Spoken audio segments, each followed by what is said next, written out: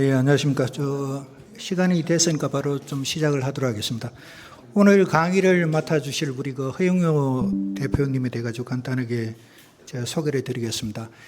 아까 말씀하신 데 허영호라는 이름이 두 분이 계셔가지고 산악인하고 이제 이름이 같으셔가지고 아까 에피소드도 좀 말씀을 해주셨는데, 우리 허 대표님은 1952년생이고 제주도 오영고등학교를 졸업하셨고 서울대학교 전자공학과를 졸업하셨습니다. 그리고 1977년에 LG전자에 입사하셔가지고 계속 이제 TV 사업부하고 부품 사업 등을 담당하셨고 2002년부터 2011년까지 하신 거죠. LG 이노텍의 대표이사로 재임하셨습니다.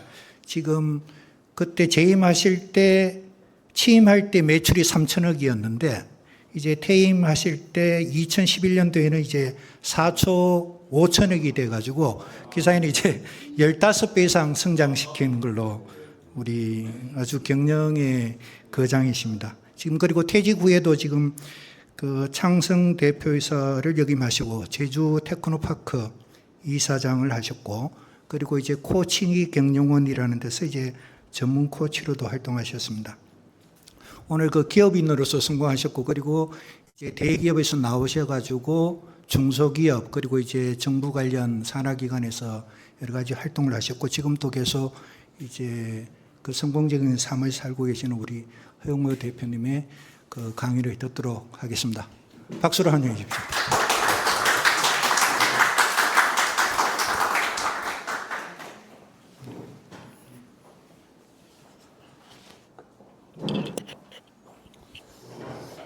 여러분 이렇게 만나뵙게 돼서 대단히 반갑습니다. 사실은 이제 우리 둘째 사위가 여기 이제 강의도 같이 참여하고 오는데, 금년 여름에 잠깐 얘기하다가 우리 최두석 원장님께서 아주 좋은 일을 하고 계시다고 일을 하면서 한번 좀 강의 한번 좀 해주면 안 되겠습니까? 하는 물어보길래 어떤 모임이냐 물어봤더니 리더스 아카데미라 그래요.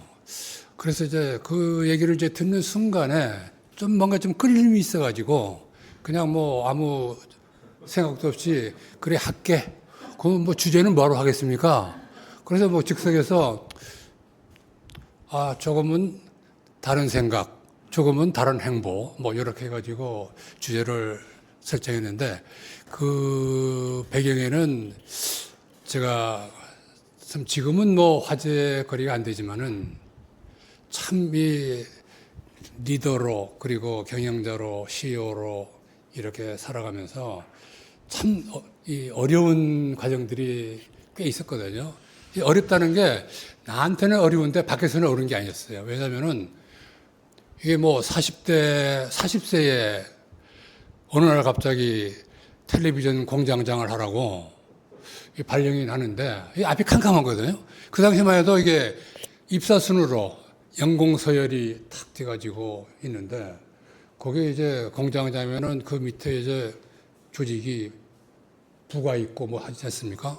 부장들이 저보다 뭐 5년 선배, 10년 선배 뭐 이러는데, 과연 이게 어떻게 해야 될지 앞이 좀 캄캄하고 이런 이제 과정을 거치다 보니까 참 리더에 대한 생각을 다른 사람보다는 좀 더 좀 많이 좀 하고 하는 그런 숙고의 과정을 거쳤기 때문에 리더라는 말에 제가 좀 끌려가지고 이렇게 여러분들하고 이제 소중한 인연을 이제 맺게 됐습니다. 사실 제가 뭐 일만 하다 보니까 그런지 좀 말주변이 좀 없어요. 좀 어눌합니다, 표현이. 그저 이해를 해주시고 이렇게 좀 들어주시면 좋겠고, 아까도 제가 말씀드렸듯이 오늘 제 주제는 이제 리더로서 경영자로서 살아오면서 조직에서 리더란, 또는 뭐 조직에서 리더로 사는 것에 뭐 대하여 또는 그런 주제가 될 것 같아요. 리더로 어떻게 살아갈 것이냐에 대한. 그게 저는 사실 다른 사람들은 많이 경험하지 못했던 이런 부분들이어서 지금을 살아가는 여러분들 뭐 리더 아니면 이제 여러분들이 이제 대를 이을 내일을 이끌어갈 미래의 리더 이런 사람들한테는 좀 뭔가 좀 도움이 되지 않을까 그런 차원에서 그 얘기를 좀 진행할까 하는데 한번 좀 들어보시고 중간에 조금이라도 뭐 궁금하시다든지 뭐 의문사항 있으시면은 뭐 우리 뭐 많은 분이 참여 안 하시니까 좀 자연스럽게 좀 질문하시고 이렇게 좀 해주시면은 좋겠다는 생각을 좀 하면서 오늘 좀 시작을 하겠고 이제 좀 무거운 얘기 이제 들어가기 전에 아까 이제 우리 원장님하고 이제 간단히 식사를 하면서 이제 그런 얘기를 했습니다만은 이제 이름에 얽힌 사연을 좀 간략하게 못 드신 분도 있어가지고 이제 가볍게 터치하고 좀 본격적인 이야기로 좀 들어갈까 생각을 하는데 제 이름이 허영호입니다. 허영호. 허자야. 그래서 우리 이제 국민학교 때죠. 지금 뭐 초등학교지만 그때는 뭐 유치원도 없었고 학교 가서 이제 이름 쓰는 거 배우고 했거든요. 그러면 이제 한 사람씩 나와서 이름을 쓰라 그래요. 근데 나는 허자니까 제일 뒤에 있고. 그래서 참 흑판에 잘 썼거든. 내 나름대로는. 근데 선생님이 잘 썼다는 얘기를 안 해주세요. 그래서 나는 이제 섭섭해가지고 그래서 이제 그 후에 내가 생각했던 것처럼 선생님이 잘 썼다는 칭찬을 받았으면은 내가 그 후에 삶이 어떻게 됐을까 하는 생각도 한번 가끔 해보고 하거든요. 그때 아무도 안 하는 게 어떤 면에서는 저는 진짜 노력파예요. 머리가 좋은 그런 게 아니고 진짜 몸으로 때우는 그런 이제 노력파 중에 하나인데 그런 노력파의 그 길을 못 갔을 수도 있지 않느냐 하는 생각도 가끔 해보는데 하여튼 그거는 제 생각이고요. 그 다음에 이제 제가 이제 해외 출장을 가게 되면은 예전에는 이제 김포공항 있잖아요. 거기서 이제 법무부 직원들이 출입국 관리사무소 출국 신고, 입국 신고하는데 저를 보면은 이번에는 어느 산을 정복하러 가십니까? 그 들어올 때는 또 이름 내밀면은 또 이번에는 어느 산을 정상을 등록하고 왔습니까? 처음 들었을 때는 그냥 뭐 지나가는 얘기다 듣고 아니 가만히 앉았는데 두 번, 세 번 듣다 보니까 관심을 안 가질 수가 없더라고요. 그래서 그분이 유명한 산악인이라는 건 알고 있었어요. 그래 알고 있어가지고 그 이제 인연이 돼가지고 회사에 이제 그분 이제 초빙해가지고 두세 차례 이제 강의도 듣고 뭐 하는 인연을 맺었는데 역시 각 분야에서 진짜 정상에 있는 사람들은 뭔가 좀 뿌리가 다르다라는 생각을 뭐 지금도 하고 있고 뭐 그때도 하게 됐지만 저는 이제 산악인이 길을 걷게 된 배경이 어떻습니까? 물어봤거든요. 그랬더니 뭐 거침없이 어렸을 때 뭐 부모님들이 산에 가지 마라 위험하니까 물에 가지 마라 이런 얘기를 하도 들어가지고 오기가 생겼다는 얘기예요. 그래서 이제 산이라는 게 두려움의 대상이 아니고 진짜 자기에게는 도전의 대상이다 하는 이런 얘기를 하면서 그 당시에도 이제 우리 참 어려운 조직이었었는데 그 듣는 사람들이 이제 우리가 도전이라는 얘기 나오면은 그냥 그대로 이제 하나의 컴먼 랭귀지가 돼가지고 이 의미가 딱 통할 수 있는 이런 걸 돼가지고 참 그 도움을 많이 얻었던 그런 그 생각이 나가지고 가볍게 좀 말씀을 좀 드렸고요. 저는 이제 우선 이제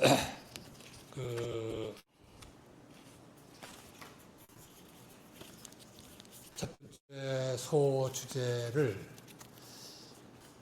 조직의 리더가 가져야 될 확신, 믿음 이런 거에 대해서 한번 좀 생각을 해보고 저도 이제 경영 현장에서 실제로 그런 활동에 이제 관여를 좀 해보고 이런 내용들을 좀 먼저 한번 좀 말씀드리는데 저는 진짜 조직이 리더가 가져야 될 뭐 조직이라고 하면 어떤 이미지가 떠오르세요? 연상되세요?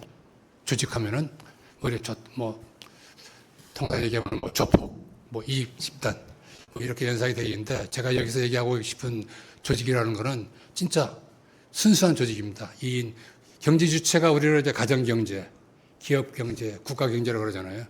그러면 이제 뭐 여기서 조직이라는 거는 기업이 될 수도 있고 기업을 구성하는 각 단위 조직, 여기 또 조직이라고 얘기하겠고 또 가정도 하나의 조직이거든요. 두 사람 이상이 모여가지고 특정한 일정한 목적을 달성해가지고 모인 집단이기 때문에 뭐 가정도 가정 하나의 조직이 될 수 있다. 그래서 포괄적인 의미로 여러분들이 우선 좀 이해를 해 주시면은 제가 얘기하고 하는데 좀 도움이 될 것 같은 생각이 들어서 우선 이제 그 말씀을 먼저 드리도록 하겠습니다. 제가 이제 아까도 좀 말씀드렸습니다만 이제 사원 시절 지금 뭐 그때는 지금은 뭐 리더라고 그러지만 관리자 시절을 거치고 또 경영자 과정 거치고 최고 경영자 이런 과정을 거치면서 처음 신입사원 시절에는 진짜 윗사람이 하자는 대로 시키는 대로 하면은 만사형통이에요. 모든 게 잘 되더라고요. 기업도 성장하고 돈도 벌고 기업이. 그래서 그때만 해도 야 진짜 이게 카리스마 리더십을 가진 리더의 힘이라는 게 그냥 대단하다. 이런 생각에 이제 의심의 여지를 가지지 않았는데 좀 이제 리더가 되고 하면서 보면은 뭔가 좀 궁금증이 생기는 거예요. 과연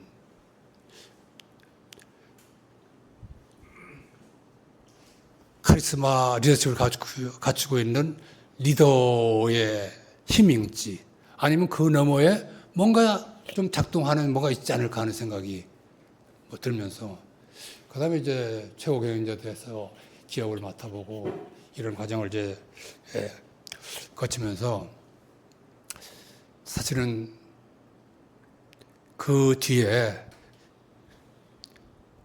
실체에 이제 좀 접근하게 됐어요.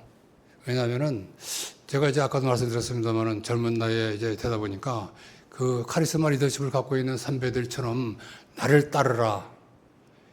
이게 가능치 않겠더라고요. 그 다음에 시대가 변해가지고 환경도 빨리 변하고 시키면 시키는 대로 하라면 하라는 대로 이 길을 가서는 도저히 안 되겠다는 이런 생각이 자꾸 이제 교차를 하는 거예요. 그래서 결국은 저는 이제 혼자서 빨리 가는 길 대신에 구성원들과 구성원 조직과 함께 그리고 멀리 가는 길을 택해보자 해가지고 이제 하는데 그러려면은 참 우선 나를 버리라, 나를 따르라에 나에게 임시 주어진, 맡겨진 고난에서 이거를 진짜 내가 버려야 된다. 그래서 이제 나를 따르라에 알을 깨고 나오자 해가지고 이제 나오면서 생활을 좀 해보고 같이 이제 뛰면서 보는데 실제 경영 현장에서 아까도 이제 우리 원장님도 말씀하셨습니다. 제가 기업을 맡을 때 이제 한 3천억 원 정도의 매출 규모가 이게 뭐 1조가 되고 뭐 2조가 되고 5조가 되고 그다음에 지금 뭐 그게 2001년도 정도인데 한 20년이 지난 지금은 그 회사가 지금 20조 원이 넘어요. 이런 걸 보면서 실전 경영 현장에서 이제 느끼는 게 이게 그 힘은 조직이라는 게 있다. 조직이다. 하는 생각을 하게 됐어요. 그래서 조직의 힘은 진짜 무한하다. 하는 생각을 저는 이제 나름대로 그거에 대한 확신을 이제 갖게 되었거든요. 그래서 이제 퇴출 기업에 IMF 지난 다음에 이제 제가 회사를 맡게 돼가지고 진짜 퇴출 대상 기업이었거든요. 뭐 만년 적자에다가 뭐 자그마한 기회다. 그런 기업이 진짜 생존 과정을 거치고 성장하고 1등 기업이 되고 글로벌 기업으로 성장하는 이런 과정을 보면은 조직의 힘이 위대하다는 것 말고는 설명할 방법이 없겠더라고요. 제가 설명을 할 수 있는 방법이 없겠더라고요. 그래서 우선 이제 아까 제 세 가지 리더가 가져야 될 세 가지 확신 중에 저는 첫 번째가 이제 조직의 힘. 조직의 힘은 위대하다 하는 거를 리더라면은 뭐 작은 조직, 큰 조직 상관없이 그런 거 확신을 가졌으면 어떨까 하는 게 이제 첫 번째 세 가지 확신 중에 이제 하나가 있고, 그래서 실질적으로 이제 저희들이 이 시점에 이제 그 애플하고 이제 아주 큰 프로젝트를 진행을 해요. 그래서 이제 그 친구들하고 이제 만나서 대화해보고 하면은 여러분들이 지금은 돌아가셨지만 이제 스티브 잡스 하면은 진짜 카리스마 리더십의 대명사, 혁신의 아이콘이라고 그러잖아요. 그러니까 언론 인터뷰에서 그분한테 스티브 잡스한테 물어봤대요. 응? 당신이 만들어낸 최고의 발명품이 응? 최고의 작품은 무엇이냐? 이런 질문을 했는데 뭐 모두가 뭐 맥킨토시고 뭐 아이폰이고 한 답이 나오리라 기대를 했는데 그거하고는 달리 자기가 만드는 최고의 작품은 애플의 팀이다. 이게 조직이라는 의미거든요. 그런 얘기를 이제 들으면서 우리가 이제 아까 이제 큰 프로젝트라는 의미가 이 아이폰의 요 뒤에 있는 이 카메라, 요 부분을 애플을 이게 아이폰 시작할 쯤에 해가지고 공동 프로젝트를 진행을 했거든요. 그러면 그쪽에서 뭐 한 100여 명이 뭐 한 달, 두 달 프로젝트 할 때 개발에서부터 양산 단계까지 파견 나와가지고 공장에서 지내고 하는데 진짜 아까 그 애플의 팀, 조직의 힘, 애플의 팀이라는 게 보면은 야, 이제 이게 일을 해도 그렇게 지속하게 할 수가 없어요. 하루에 일이 일과가 안 끝나면은 밤 12시가 돼도 불이 안 꺼져요. 그런 이제 지독하게 하는 이런 모습을 옆에서 지켜보면서 저는 나름대로 이제 숫자로 이걸 한번 정의를 해봤어요. 첫 번째가 이제 5, 그 다음에 25, 그 다음에 125라고. 그들이 일하는 모습. 이거를. 그래서 5라는 거는 진짜 뭐 토요일 일 없다. 월화수목 금금금이다. 이게 이제 5를 의미하는 거고. 그다음 25라는 거는 24시간이 모자라서 25시간 일하는 것 같더라고요. 그 집중력이나 몰입이라든지 이런 것들 보면은. 그 다음에 이제 125.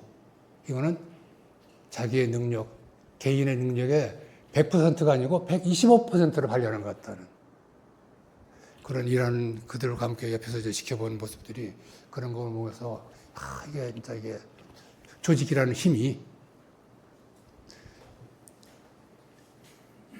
우리가 리더로서는 가져야 될 확실로 자리매김해도 손색이 없을 것 같다 하는 생각을 하면서 이제 첫 번째가 조직의 힘은 위대하다는 거고. 저는 이제 그런 생각이 들어요. 인류가 만들어낸 최고의 발명품은 뭐냐고 나한테 물으면은 나는 뭐 거침없이 조직이라고 얘기하고 싶어요. 조직이라고.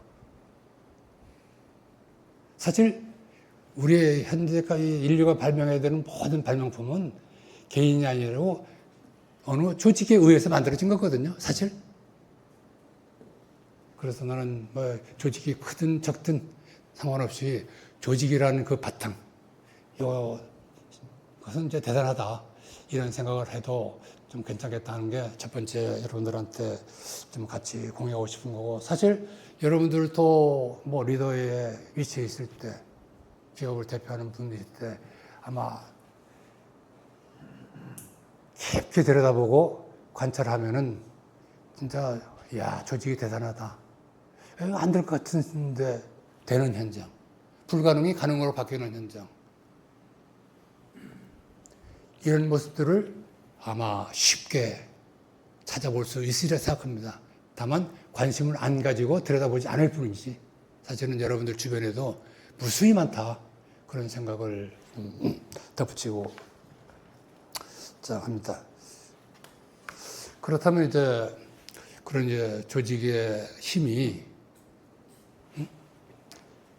어디서 나오는 걸까? 이건 궁금증이 생기시죠? 조직만 딱 만들어 놓으면 뭐 다 되면은, 그거야 뭐, 그보다 더 좋은 일 없겠지만, 이 궁금증은, 요거를 조금 더 저는 이제 범위를 좁혀가지고 좀 질문을 이렇게 좀 바꿔볼게요. 조직을 움직이는 두 바퀴가 있다면은 무엇과 무엇일까? 무엇과 무엇이겠어요?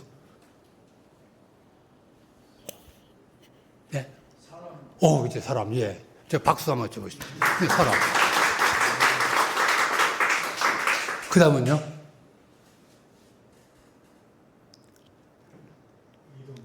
리더. 박수, 이것도 박수감이에요. 아니, 진짜 조직이라는 열차를, 움직이는 두 바퀴를 얘기하라 그러면은 저는 지금 말씀하신 한 축은 조직을 이루는 구성원, 사람. 한 축은 리더. 요거에 의해서 움직인다고 보면 될 것 같거든요. 그래서 이제, 그건 다 아시겠지만, 설명을 안 해도 될지 모르겠지만은, 팀장이 있으면은 리더이고, 팀장이 리더고, 팀원이 사람이고, 또 CEO 입장에서 보면은 CEO가 있고, 또 임직원이 있고, 그런 거라고 이렇게 이해를 하시면은 될 것 같은데, 그래서 여기서 이제 두 번째, 세 번째 가져야 될 확신이 자연스럽게 이제 나타나는데, 하나는 이제 사람이고, 그 다음에 두 번째는 리더다. 그럼 사람에 대한 확신은 어떤 확신을 가져야 될 것이냐?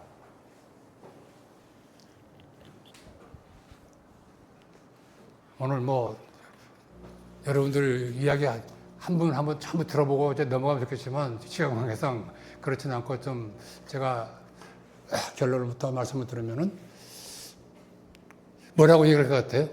제가 사람에 대한 움직이는 두 바퀴 한 축의 사람이 있는 경우에 사람에 뭐라고 할 것 같아요? 사람이 가지고 있는 무한한 잠재력.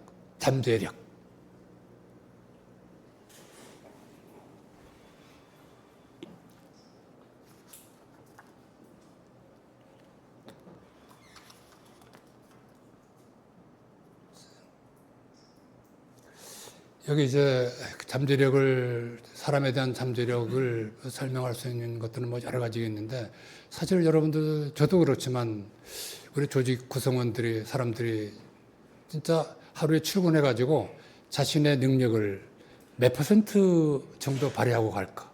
아까 애플 저 친구들은 125%라고 그러는데, 과연 몇 퍼센트나 발휘하고 아침에 출근했다가 퇴근할까? 이따금씩 그런 생각을 많이 해보거든요. 그런데 그렇게 기대할 만큼 발휘를 하고 있지는 않지 않겠느냐, 그런 생각이 드는데, 동기부여 전문가 중에 이제 데니스 웨이틀이라는 사람이 이 인간의 잠재력에 대한 표현을 한 게 있어요. 그 표현을 이제 읽어보면은, 우리 인간은 100번을 살아도 다 쓰지 못할 잠재력을 가지고 태어났다고 하는 거예요. 다만 발휘되지 않고 있을 뿐이다. 무언가에 의해서.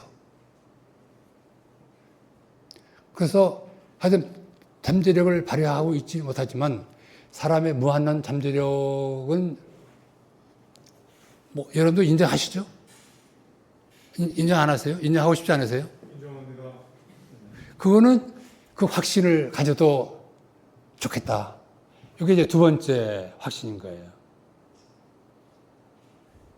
그래서 그거에 대한 거는 이제 뒤에서 이제 차근차근 여러분들하고 이제 좀 말씀드리게 될 텐데, 우선 결론부터 얘기하면 두 번째는 사람이 가져 있는 그런 무한한 잠재력이다.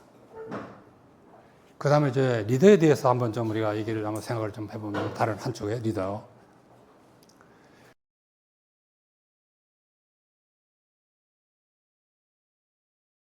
여러 가지 많지만, 리더에 대한 정의를 저한테 물어본다면, 저는 아까 이제 조직이라는 그 무한한 가능성을 갖고 있는 공간,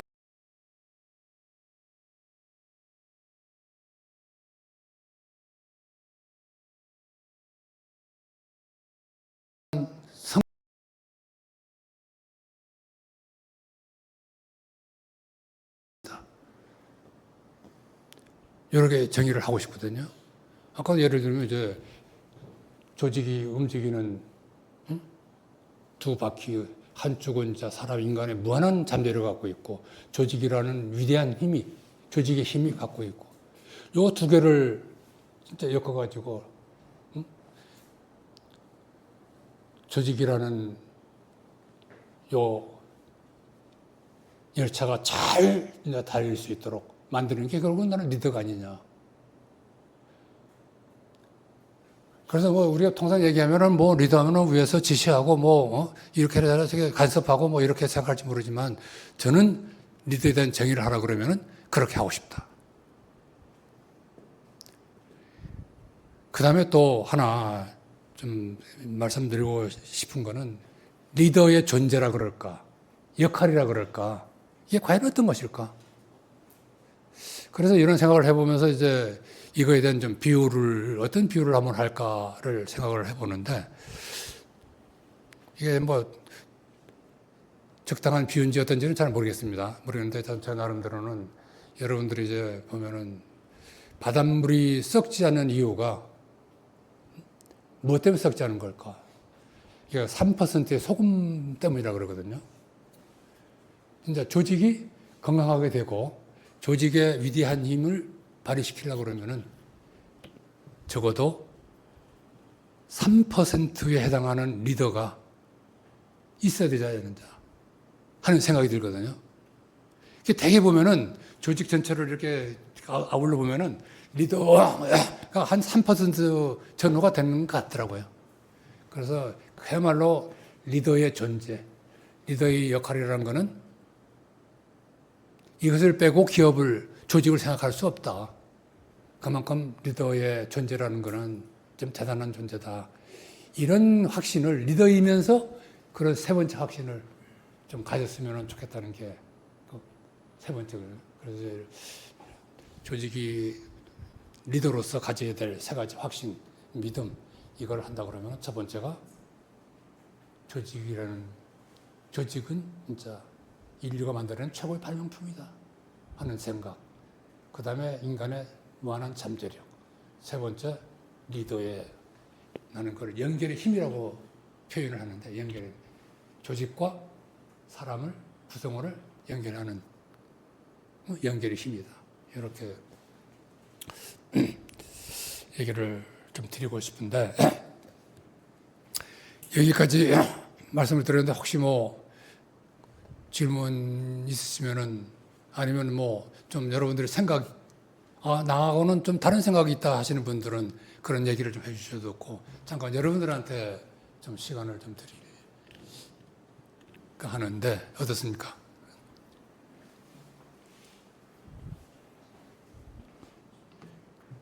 제 말이 다 맞은 거예요? 틀린 것도 많을 텐데. 또 궁금한 것도 많을 텐데.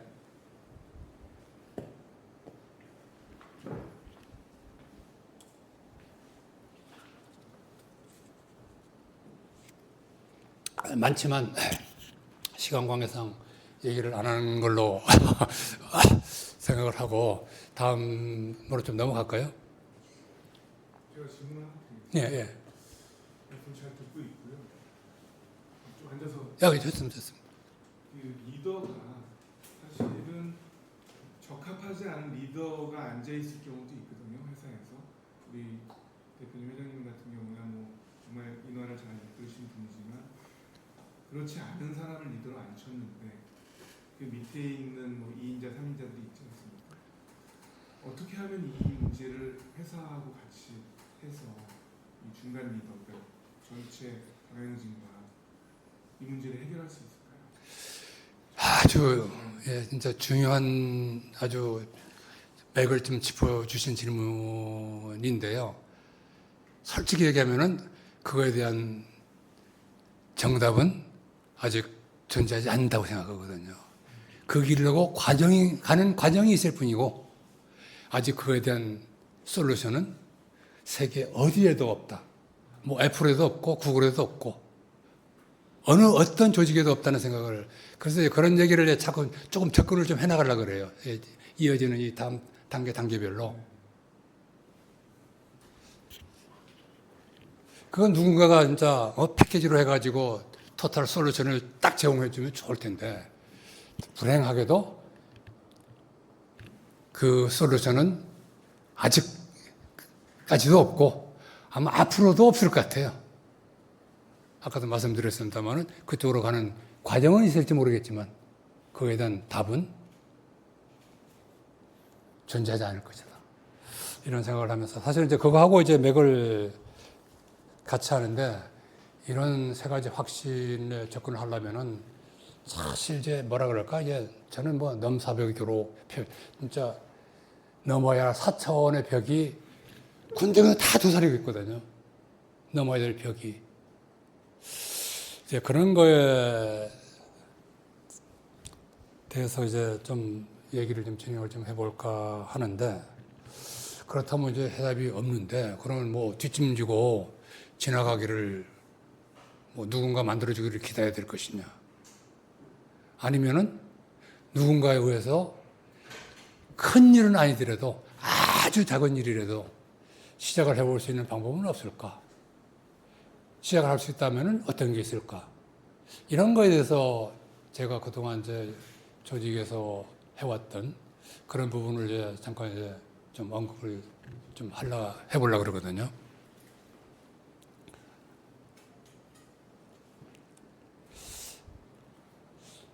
저는 이제 어느 시점인가부터 이런 생각이 이제 뿌리를 내리면서 우리가 아까 이제 사람에 대한 무한한 참비라고 그러는데 저는 이제 조직 회사에 이제 근무하는 사람들, 조직 구성원들이 호칭이 여러 개 있잖아요. 뭐 회사원, 직원, 종업원, 여러 가지 있잖아요. 그래서 저는 이제 이거를 호칭을 하나로 다 통일시킨 적이 있어요. 그래서 지금도 저는 뭐 조직을 구성하는 사람들 얘기는 하면은 서슴지 않고 구성원이라는 얘기 나와요. 구성원. 조직을 구성하는 사람들이다. 그래서 뒤에서 이제 다시 왜 그러면은 구성원이냐? 이런 얘기를 좀 설명을 해 드릴 텐데,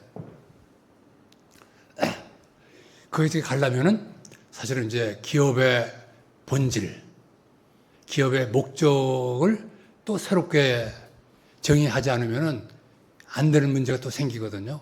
그냥 기업처럼 뭐 기업하면은 우리가 통상 알듯이 그냥 뭐 돈 버는 기계, 경제적 가치를 실현하는 요게 뭐 기업이다.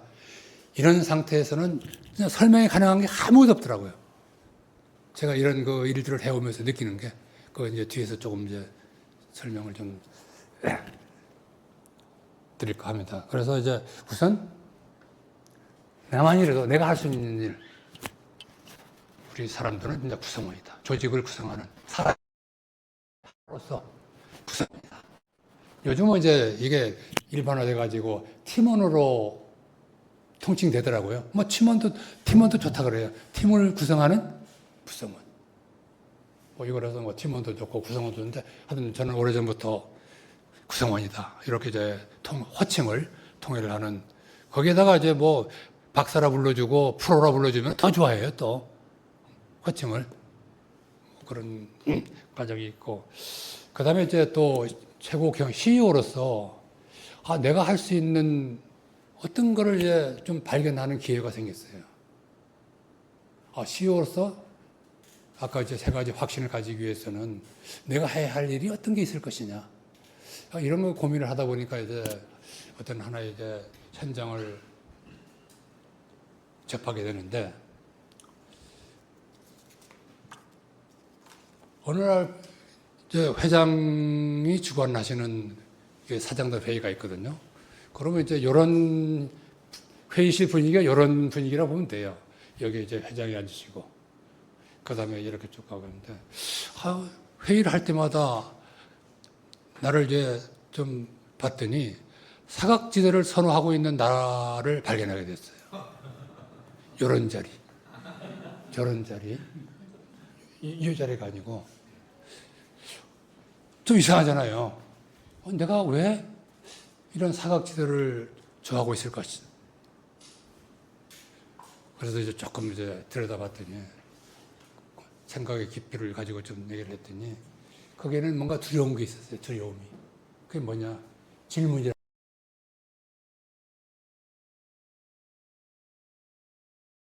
그 두려움. 이해되세요? 왜 질문을 받고 싶지 않은지? 질문 받아본 사람은 알거든요. 그럼 왜 다음 단계로 넘어가서 왜 질문을 받기 싫어할까? 여기 들어가 봤더니 정답이라는 게 있는 거예요. 정답. 그건 나의 정답이 아니고 윗분의 정답이어야 하거든요. 근데 내가 어떻게 윗분의 정답을 알겠어요? 알 도리가 없잖아요. 당연히 이제 질문을 받기 싫어하는 게 뭐 당연한 거예요. 그렇다면은 그 정답이라는 게 실체는 과연 있는 것일까? 한 껍질 더 벗겨서 들어가 보면은 사실은 그 정답이라는 거는 이제 실체가 없는 것이다. 오늘 여기서의 정답이 내일은 오답이 될 수 있고, 그 다음에 정답이 아니더라도 거기서는 질문에 답을 못 하더라도 사무실 어딘가에는 그 정답이 있을 텐데 즉석에서 답을 못하면은 능력이 없는 자로 낙인이 찍히는 꼬리표가 달리는 거예요. 이러니 이게 두려움의 대상이 아닐 수가 없잖아요. 그렇다면 나의 경우는 어떨까? 나의 위치는 어떨까? 사실은 이제 회장이 주관하는 사장이지만 CEO가 주장하는 또 요 모임은 하나의 축소판에 불과하잖아요. 그죠? 똑같잖아요. 그죠? 형태는. 그래서 나에게 질문이란 어떤 걸까? 좀 곰곰이 생각해 봤어요. 했더니, 뭐, 솔직히, 확인형. 저놈이 알고 있나? 제대로 알고 있을까? 모를까? 확인하는 질문. 그 다음에 과시용. 나는 너보다 많이 알아. 잘 알아. 내가 과시하는 과시용 질문.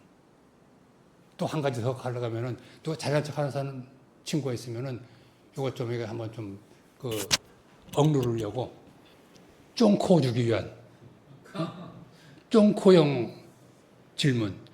대개 세 가지로 형성이 되는 것 같은 내 자신을 발견하게 됐어요.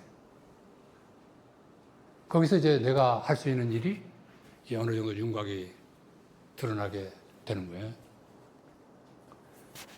그래서 내가 이런 얘기를 이제 임원들하고 관리자들하고 이제 나누면서 솔직하게 이제 털어놓으면서 내가 진짜 사장단 회의에서 내가 사각지대를 선언하는 내 자신을 보고 나를 들여다봤더니 나의 모습이 이런 모습이더라. 이런 얘기를 하면서 첫 번째 실행 과제를 뭐를 했냐면은 이제부터는 정답의 자리에 그 자리에 각 개개인의 명답을 대체시키자. 나에게는 틀려도 좋다. 이런 대전제가 이제 깔리게 되는 거죠. 그러려면은 우선 어떻게 되겠어요? 자, 우리 이제 임원들 모아놓고 뭐 이러니까 우선 우리 구성원들 얘기하는 거, 팀장들, 리더들 얘기하는 거 드러나 줘보자.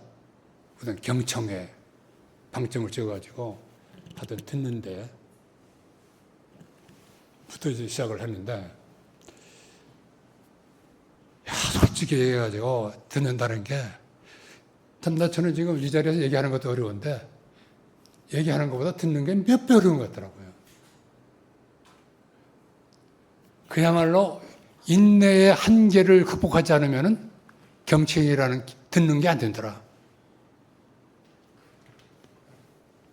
여러분도 이해되세요? 뭐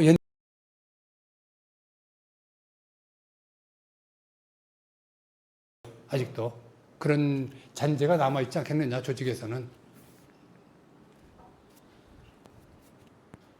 그러다 보니까 이거 자꾸 경청이라는 게 단절 현상이 발생되는 거예요.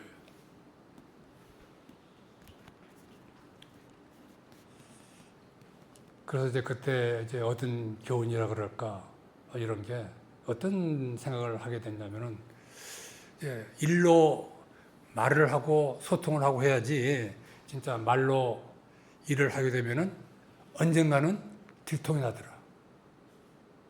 이런 게 뭐 우리 조직 내에서 부지기수를 예를 들면은 실패는 성공의 어머니다라고 얘기하면서 나는 그런 얘기 하는데 과연 말과 행동이 같이 따라가고 있을까?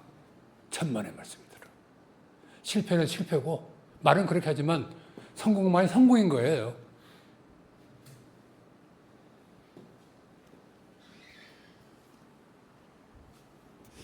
그냥 이런 그 숙고의 과정을 이렇게 이제 거치면서 그때 이제 하나 이제 뭔가 이제 오버랩되어 나타나는 몇 년 전에 그 당시 기준해 가지고 이제 몇 년 된 것으로 올라가면서 이제 하나 책 속에서 이제 그 책이 던지는 화두가 떠오르는 거예요. 거기서 이제 또 이제 제시하는 화두가 뭐냐 하면은 이게 자꾸 단절이 생기고 지속이 안 되니까 그걸 고민하다 보니까 이제 나온 건데 기업을 살아있는 생명체로 본다면 어떻게 될 것인가 하는 게 그 책에서 던지는 화두였어요. 우리나라 기업이라면 통상 아까도 잠깐 말씀드렸습니다만 경제적 가치를 실현하는 그런 집단이고 그러다 보니까 기업이란 건 진짜 우리가 알고 있는 전통적인 기업의 정의는 진짜 돈 버는 기계일 수밖에 없다.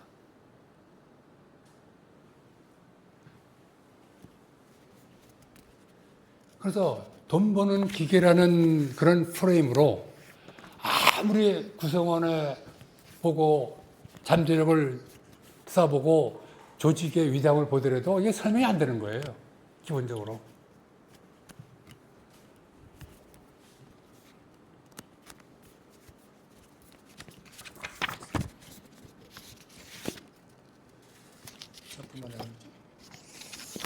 순서가 좀 뒤바뀐 것 같아가지고.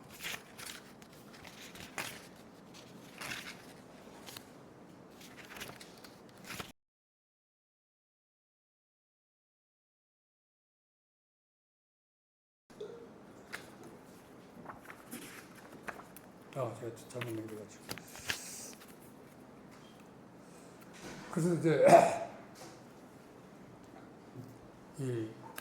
뭐라 그럴까.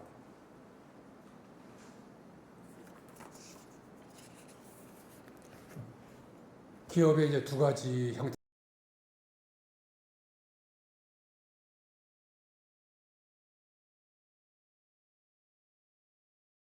다른 한쪽은 생명체로 했어요. 기업. 요거를 이제 양쪽을 놓고 이제 보면은 사람이라는 자체가 예를 들어서 돈 버는 기계라면은 진짜 톱니바퀴 만물도 돌아가는 부속품에 불과하잖아요. 그러니까 자연 윗사람으로도 통제를 받아야 되고 감시받아야 되고 하나 종속적인 삶을 살 수밖에 없는 사람 구성원 자체가 그 다음에 살아있는 생명체에서 기업의 관점에서 보면은 사람이라는 거는 살아있는 세포가 되지 않으면은 전체가 살아있는 생명체가 될 수가 없잖아요. 살아있는 생명체가 되려면은 하나의 사람도 구성원 자체도 살아있어야 된다. 종속적인 게 아니고 독립적이고 주체적인 사람이다. 이쪽이 일의 노예로 산다면 이쪽은 일의 주인으로 살아야 되는 거. 경영 스타일도 돈 버는 기계가 되려면 혼자서 빨리 가야 되고 더불어 요 살아있는 생명체에서 진짜 지속 가능한 기업으로 존재하려고 그러면 함께 구성원들과 누구 함께 그리고 빨리가 아니고 멀리 이런 설정을 해 놓으면은 경영을 어떻게 해야 될 것이냐. 그 다음에 진짜 아까도 이제 예를 들었습니다만 실패는 성공의 어머니다가 돈 버는 기계의 진짜 결과지상주의의 관점에서 프레임으로 본다면은 실패는 실패지만 만약에 이제 요 반대편에 생명체로서의 기업이라는 관점에서 본다면은 실패는 성공의 어머니가 될 수 있다. 왜냐? 결과로 가는 과정이 있는 결과가 따라야 되기 때문에 과정이 중시되는 과정이거든요. 그럼 우리가 사실은 이제 배울 수 있는 거는 성공의 어머니가 되는 거는 결과에서 얻어지는 게 아니고 과정에서 탄생하는 거거든요. 과정에서. 그야말로 성공의 어머니가 되려면은 살아있는 생명체로서 기업이라는 프레임으로 이걸 들여다보면은 이해가 되는. 이게 내가 좀 설명이 좀 뛰어넘은 도약을 했는지 모르겠습니다. 이해가 되세요?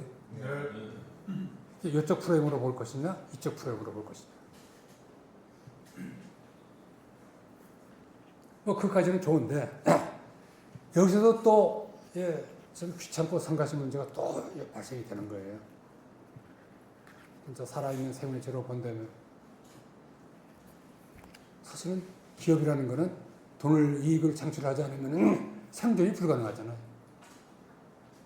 돈 버는 기계도 진짜 중요하단 말이에요.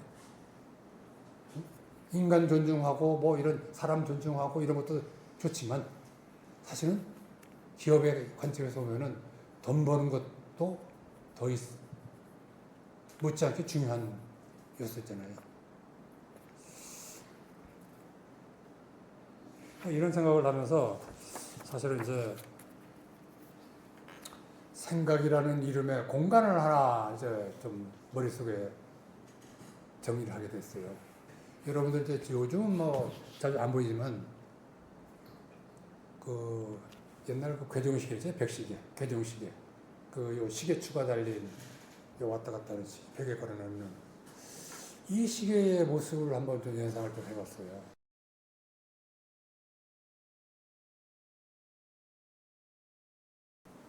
한쪽에는 살아있는 생명체로서의 기업.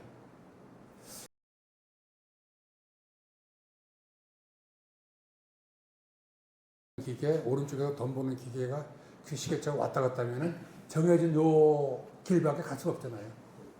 요 길밖에. 근데 어느 한쪽을 돈 버는 기계라는 하고 그 양극단에 한쪽에는 돈 버는 기계, 한쪽은 생명체로서의 기업. 여러 걸 넣으면은 하나의 공간이 형성될 것 같아요. 어떤 공간이냐?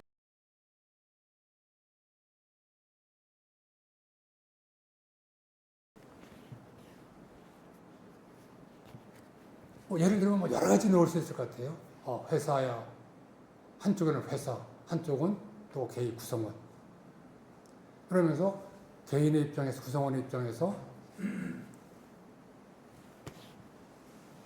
조직 공동체를 들여다보고 또 이쪽에서는 조직 공동체에서 개인, 나를 또 찾아보고 하는 이런 거죠. 그 다음에 또 뭐 쉬운 예제 중에 하나는 한동안 이제 워크 앤 라이프 밸런스가 이슈화 된 적이 있잖아요. 요즘은 뭐 좀 들어갔겠지만 그때도 저는 이제 그런 생각을 좀 많이 좀 해봤는데 왼쪽에도 일을 놓고 오른쪽에도 일이면은 일과 일 사이가 시계추가 왔다 갔다 하는 그 상태로는 일은 뭐 기피의 대상일 수밖에 없단 말이죠.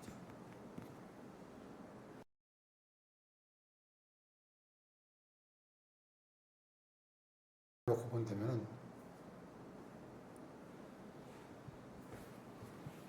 일이라는 게 기피의 대상이 아니고 감사의 대상일 수도 있다. 이런 쪽에서 뭔가의 접점을 찾는 이런 사실은 이제 조직에서도 그런 생각들을 하는 이런 과정이 사실 필요한데 그쪽에 사실은 들어가지 못하고 있어요. 그냥 워크 앤 라이프 밸런스. 그럼 뭐 이렇게 하면 되고 일보다는 라이프가 더 중요하고 이런 극히 단편적인 이런 부분 수준에서 머무르 있는 거를 늘 안타깝게 좀 보고 뭐 이렇게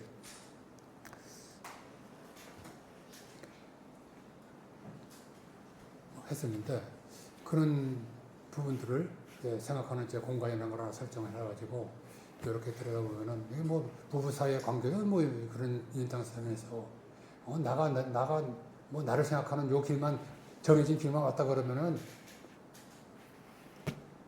참 어려운 생활이 있을 테고 이제 남편의 입장에서 부인의 관점을 깊이 있게 들여다보고 또 반대편에서 이렇게 들여다보고 하는 이런 과정들이 수시로 생길 수 있지 않을 거냐 하는 생각을 하면서 나는 상당히 그 부분들을 좀 활용을 많이 하는 그런 편이거든요. 그래서 그 생각의 생각이라는 공간 이런 게 이제 시계추를 해서 이제 이 공간에는 이 시계추가 왔다 갔다 하는 건 이게 길이 하나밖에 없지만 정해진 하나밖에 없지만 이 공간에는 저마다의 생각과 창의성과 이런 모든 분야가 진짜 숨겨져 있다는 얘기죠.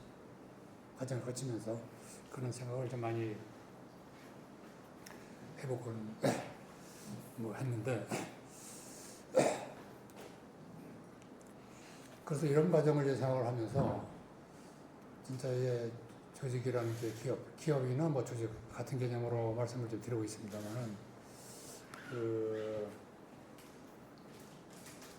생각하는 조직, 생각하는 기업만이 살아남는다는 생각을 참 하게 됐어요.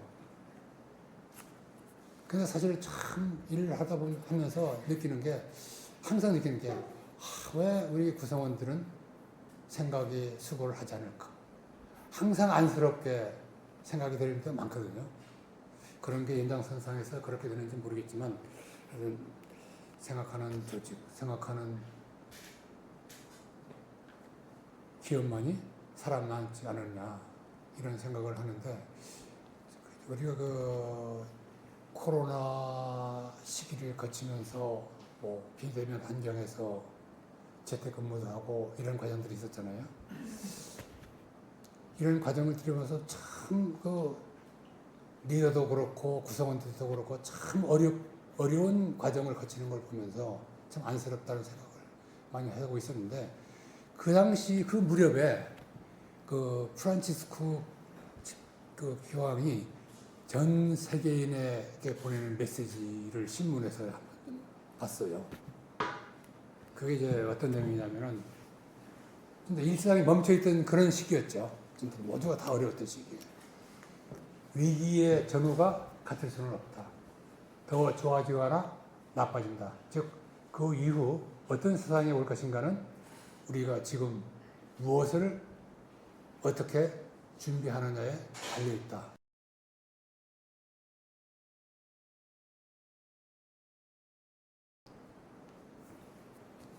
뭐 접하게 되는데 만약 지금 내가 현직의 현업의 조직의 리더라면은 무엇을 할 수 있을까? 무엇을 하면 좋을까 하는 생각을 좀 혼자 깊이 좀 생각을 해본 적이 있어요.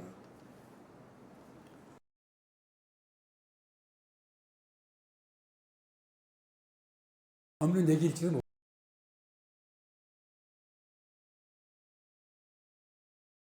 모르겠어요. 조직이 건강하기 위해서는 누군가는 어디선가는 한번 좀 시도를 해보지 않으면 안 될 대상이라고 저는 생각을 해요, 개인적으로. 그 내용에 대해서 이제 조금 이제 말씀을 좀 드리는데, 그 조직에서 이제 오랫동안 이렇게 생활을 하다 보면은 이 조직에서 일어나는 모든 갈등, 반목, 위기, 이런 것들은 어떤 의미에서 보면은 새롭게 태어나라는 메시지를 전하는 거 아니냐. 그런 경고음이 아닐까 하는 생각이 들어요. 아까도 말씀드렸지만, 워크 앤 라이프, 이것도 조직에서의 하나의 갈등이거든요. 근데 과연 여기에 진짜 깊이 들어가가지고 그 해법을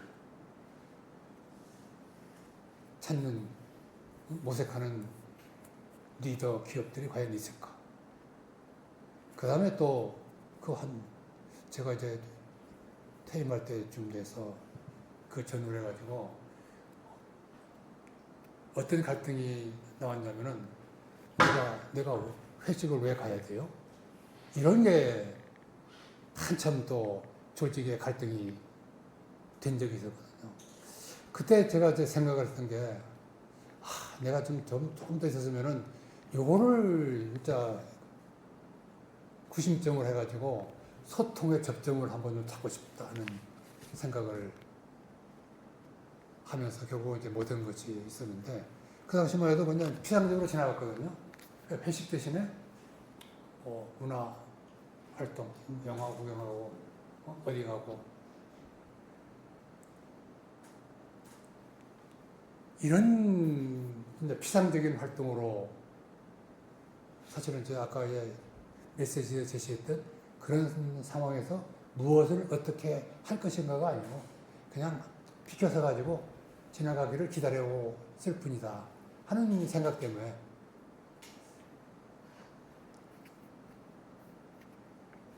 그래가지고 거기서 이제 전하는 메시지는 사실은 저는 이제 그때부터 이제 어떤 상황이냐면 나에 대한 존재, 나를 존중해 줘라는 메시지가 담겨 있었잖아요.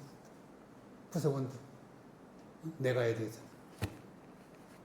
그 다음에 회식이라는 거를 왜 가야 되고 무엇 때문에 가야 되는지 그걸 알고 싶다. 그런 욕구가 난 거기에 담겨 있으리라고 생각을 해요. 그냥 뭐 윗사람의 훈시나 듣고 그런 회식 자리라면 나는 싫다는 얘기죠.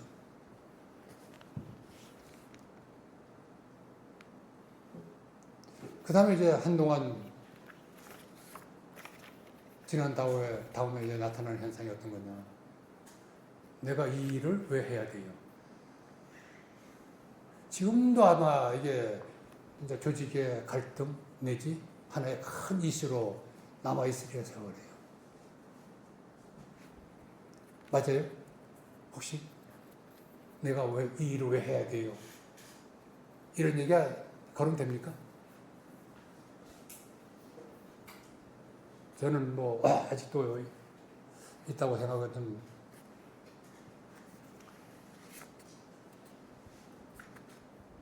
되는데, 이게 이제 뭐 가정에서 얘기하면 자녀들은 내가 왜 공부를 해야 돼요? 내가 왜 학교를 가야 돼요?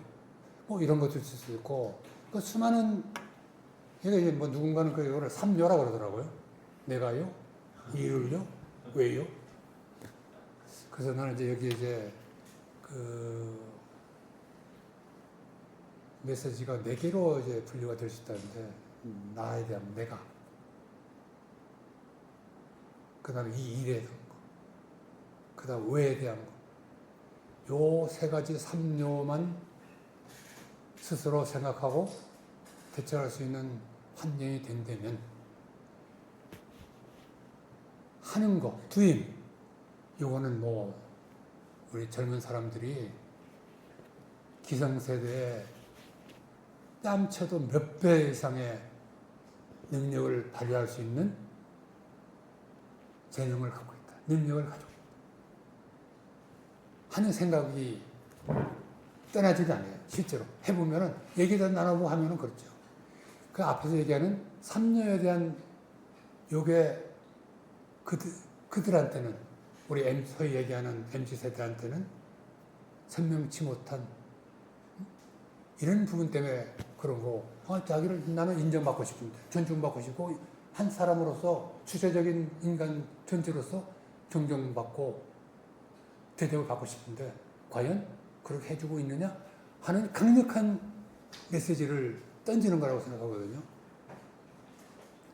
요거에 대한 주제로 해가지고, 진짜 산하의 소통의 접점을 가지고, 또 일에 대한 거, 이것도 하나의 테마로서, 일이란 도대체 나에게 일이란 어떤 걸까? 하는 생각하는 시간을 가지고, 그냥 왜에 대한 거. 도대체 일이라는 게, 이게 윗사람을 위한 거냐? 회사를 위한 거냐, 조직을 위한 거냐, 사회를 위한 거냐, 그런 걸 알고 싶기 때문에 왜라는 게 있지 않느냐.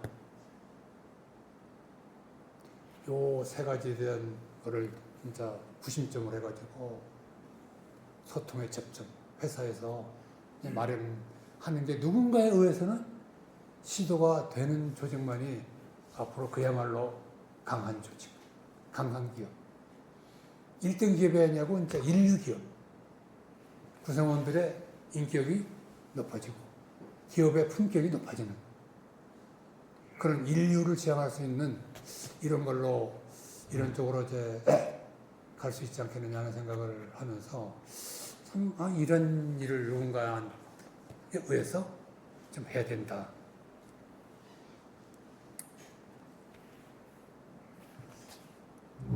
그래서 결과적으로는 이런 과정들이 참 이게 어려운 과정이고 결국은 새롭게 태어나지 않으면 안 되는 일이거든요. 이게 진짜 어려운 일들이거든요.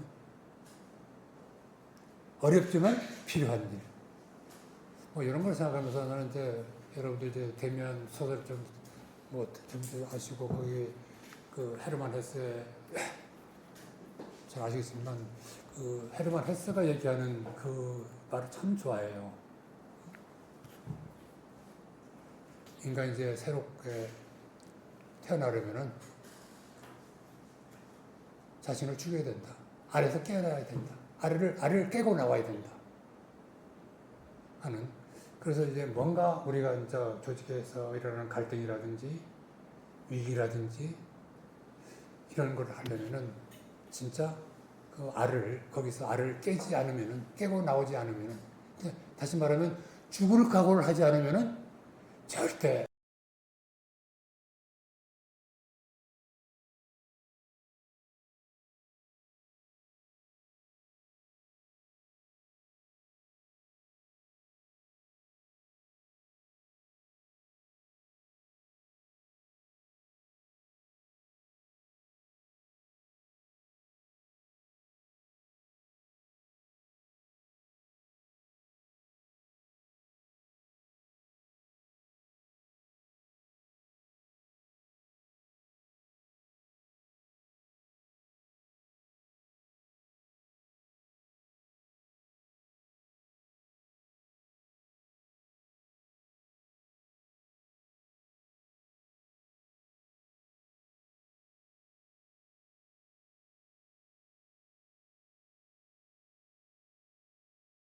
신인들 하라는 대로 아니고 진짜 주체적인 존재가 돼 있을 때만이 그 자신이 가지고 있는 그 무한한 잠재력을 유감없이 발휘될 수 있는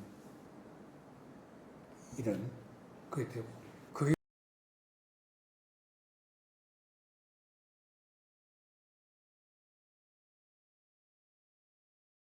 라는 게 살아있는 기업을 왜 어떤 뿌리라 그럴까 바탕이 될까 이런 쪽으로 자리매김을 하고 싶거든요. 그래서 그거를 자리매기려고 그러면은 아까 얘기하는 삼요에 대한 내가 이 일을 왜 해야 돼요? 이거에 대한 그걸 하나의 소통의 접점으로 해가지고 서로가 진짜 터놓고 토론하고 얘기하고 나라는 존재 윗사람이 몰랐던 거는 또 접근하고 또 밑에서 몰랐던 거는 밑에서 몰랐던 부분들은 또 새롭게 알게 되고 그래서 지금처럼 진짜 익명이라는 블라인드 뒤에서 서로 조직 공동체를 헐뜯고 요구하고 이런 평행선을 언제까지 지속해야 될까 하는 게 나는 이제 현재 앞으로 미래를 이끌어갈 리더들에게 진짜 솔직하게 이제 화두를 이제 던지고 싶거든요.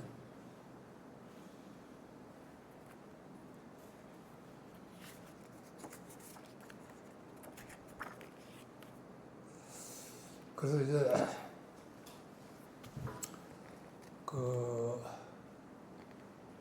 제가 이 강의를 수락할 할 때는 제가 이런 얘기를 쭉 하려고 했는데 또 그 후에 또 우리 원장님이 여러분들 이제 인생 2막을 준비하는 이런 분들이라서 인생 2막에 대한 얘기를 해주면 좋겠다는 얘기를 아직도 이제 그걸 좀 우리 한 구석에 남아가지고 이제 마무리하는 관점에서 좀 그 인생 2막에 대한 관련된 이런 얘기로 좀 얘기를 하고 마무리를 할까 제 생각을 하는데요.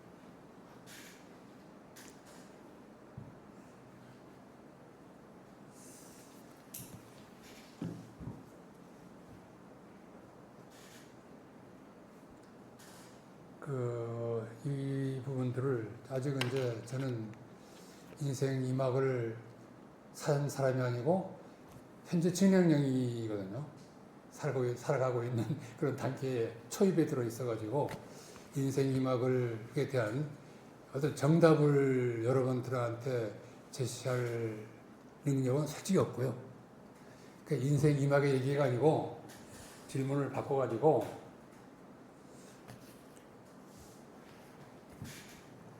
은퇴 후에 나의 모습은 어떠냐, 어떤 상태냐, 이런 쪽으로 좀 질문을 좀 바꿔가지고, 그렇다면 여기에 내가 답할 수 있는 건 어떨까, 어떤 답을 할 수 있을까, 이런 쪽에서 몇 가지 좀 인생이 막 대신에 그런 질문에 답하는 형태로 몇 가지 여러분들하고 공유하고 이렇게 좀 하도록 하겠습니다. 우선 첫 번째는 그때는 몰랐는데 새롭게 알게 되는 일들이 많더라. 그때는 뭐 어제도 될 수 있고 뭐 몇 년 전도 될 수 있고 뭐 그런다. 전에는 몰랐는데 새롭게 알게 된 사람. 어떻게 하느냐? 배워서 아는 그런 지식이나 정보나 경험이나 이런 게 아니고 그야말로 저절로 알게 되는 거. 어떤 의미에서 뭐 깨달음이라고 얘기해도 될 것 같고요. 지식이 아니고 지혜라고 얘기할 수도 있을 것 같고 그런 국면으로 자꾸 전한다는 나의 모습을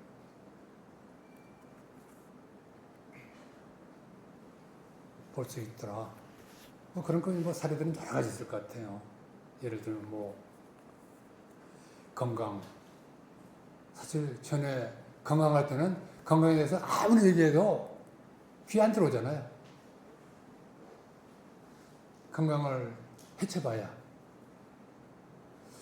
저도 이제 은퇴하고 이 디스크 때문에 아주 혹시 아는 적이 있었거든요. 이제 뭐 50m 걷지도 못하고 엘리베이터 버튼 눌러놓고 기다리지 못해가지고 이제 쭈글 앉아가지고 기다리고 할 정도로 통증이 심해가지고 고생을 한 적이 뭐 있었는데 이런 과정을 지켜보면서 젊었을 때는 진짜 멘탈이 피지컬을 이끌어온 것 같아요. 다시 말하면 정신력으로 이뤄왔는데 이제 그 후에 이렇게 느끼는 거 보면은 피지컬이 무너지면은 육체가 무너지면은 멘탈이 무너지더라. 다시 말하면은 이제 지금은 옛날은 정신력이 피지컬을 리딩했다면은 이제 필요한 거는 진짜 육체적 건강이 앞서야 된다. 정신적인 건강을 하려면은 이제 신체적인 건강이 앞서야 되겠다는 그런 뭐 깨달음 뭐 이런 것도 이제 느끼게 되고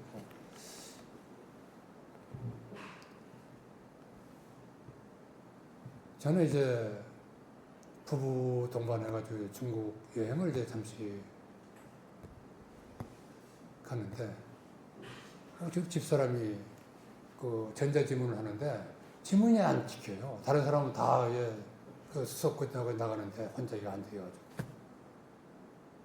그 현상을 보면서 제가 젊었을 때 이제 우리 대선배님, 뭐 20년 선배 이런 분들한테 자주 들었던 얘기가 어떤 거냐.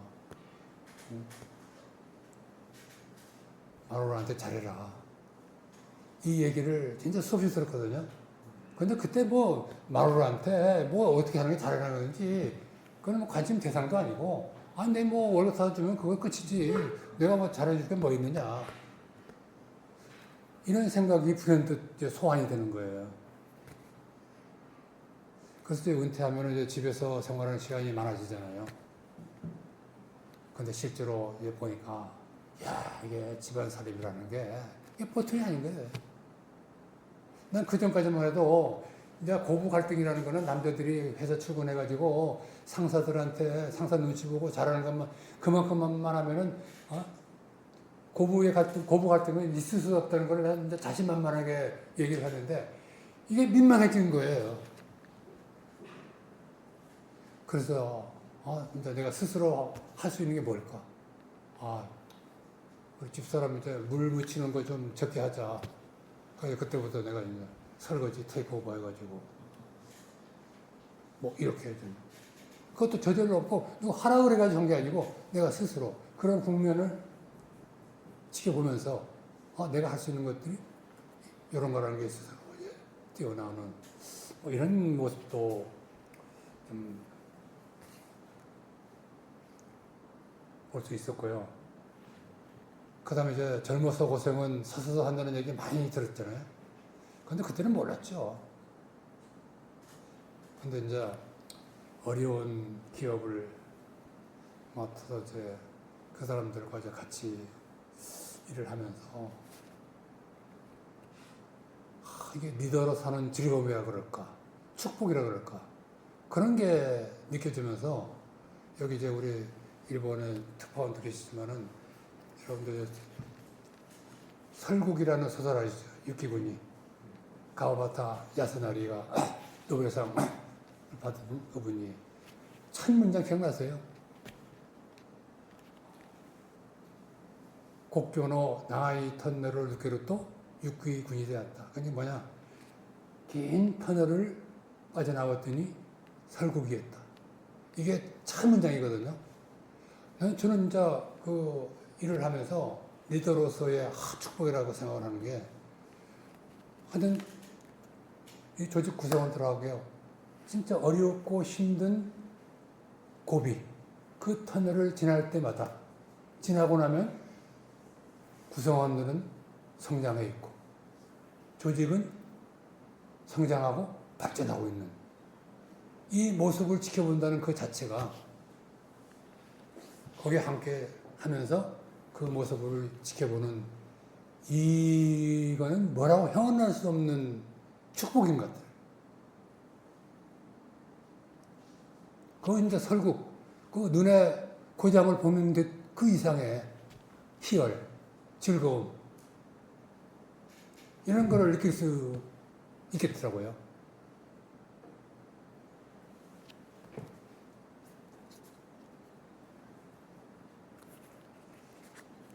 그 다음에 이제 두 번째, 좀, 뭐, 새로운 국면으로 전환되는 이런 관점에서, 이 표현이 좀 마음에 들진 않아요. 그런데 저는, 이게 어떤 의미인지에 대한 게 확고히 이제 굳어 있기 때문에, 정립이 돼 있기 때문에, 이제, 거부 반응이 없는데, 좀 아웃사이드 인이라는 표현을 하고 싶거든요. 아웃사이드 인. 그 전에는 모든 거를 밖에서 찾으려고, 모든 문제, 모든 솔루션 이런 거를 밖에서 찾으려고 했다면 지금의 삶은 내 안에서 자신에게서 찾으려는 이런 게 조금은 뭐 완벽하다고 앞에서는 없고 하여튼 그런 전환, 그런 쪽으로 전환이 되는 거는 되고 있다는 걸 느낄 수가 있어요.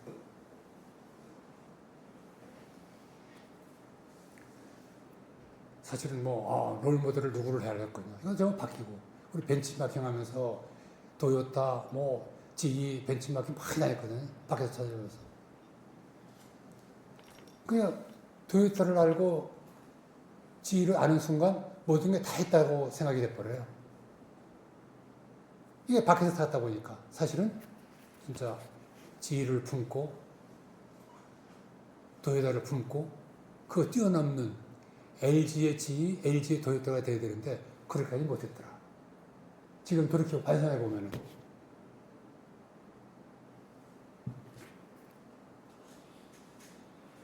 그 다음에 이제 뭐 상사라면 리더라면은 부하가 잘해주면은 이거 잘 될 텐데 누가 잘해주면은 잘할 텐데 뭐 이런 생각이 기울였던 게 이제는 내가 할 수 있는 게 뭘까? 그 다음에 뭐 대표적으로 뭐 남 탓, 내 탓. 대기가 남 탓하기 기울이잖아요. 뭐 내로남불로 뭐 되기도 하지만 남 탓에서 내 탓으로. 이런 게 좀 이렇게 좀 바뀌어지는 이런 게 그건 아까서 그렇게 생각하시면 될 것 같아요. 아까 그 생각이라는 시계추 공간이 있잖아요. 한쪽에 양극단에 이렇게 놓으면은 그런 것들이 자연스럽게 연결이 되는 뭐 이런 분이 이제 될 것 같아서 사실은 이제 저는 여러분들 달걀이 먼저냐, 닭이 먼저냐, 달걀이 먼저냐 하는 이런 문제에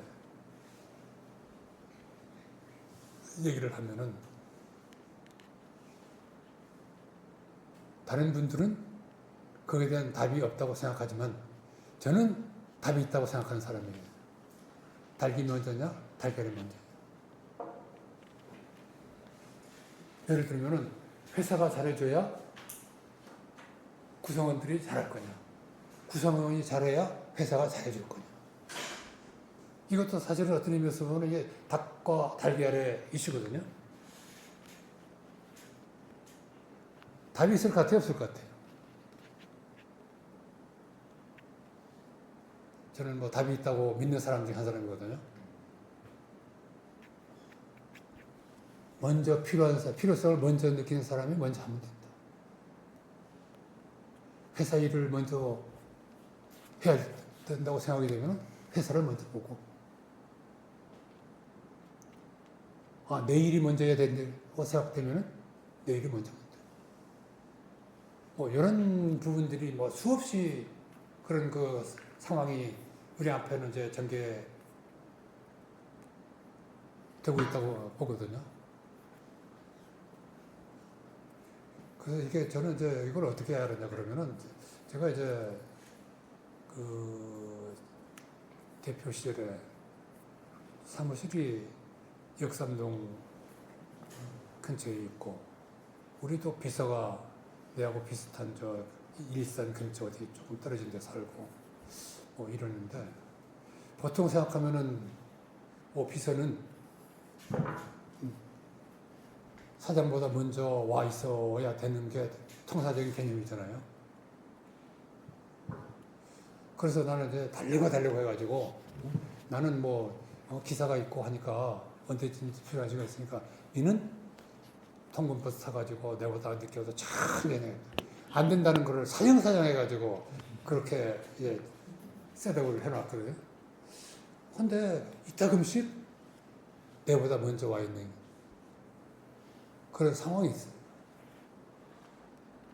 그때는 뭐냐, 어떤 때냐, 공통점이 있더라고요. 우리가 이제 뭐 큰일이 있으면은 아침에 이제 조찬 회의를 아침 일찍 하거든요. 임원들하고. 그런 날은 보니까 항상 내보다 일찍 와 있는 것 같아요.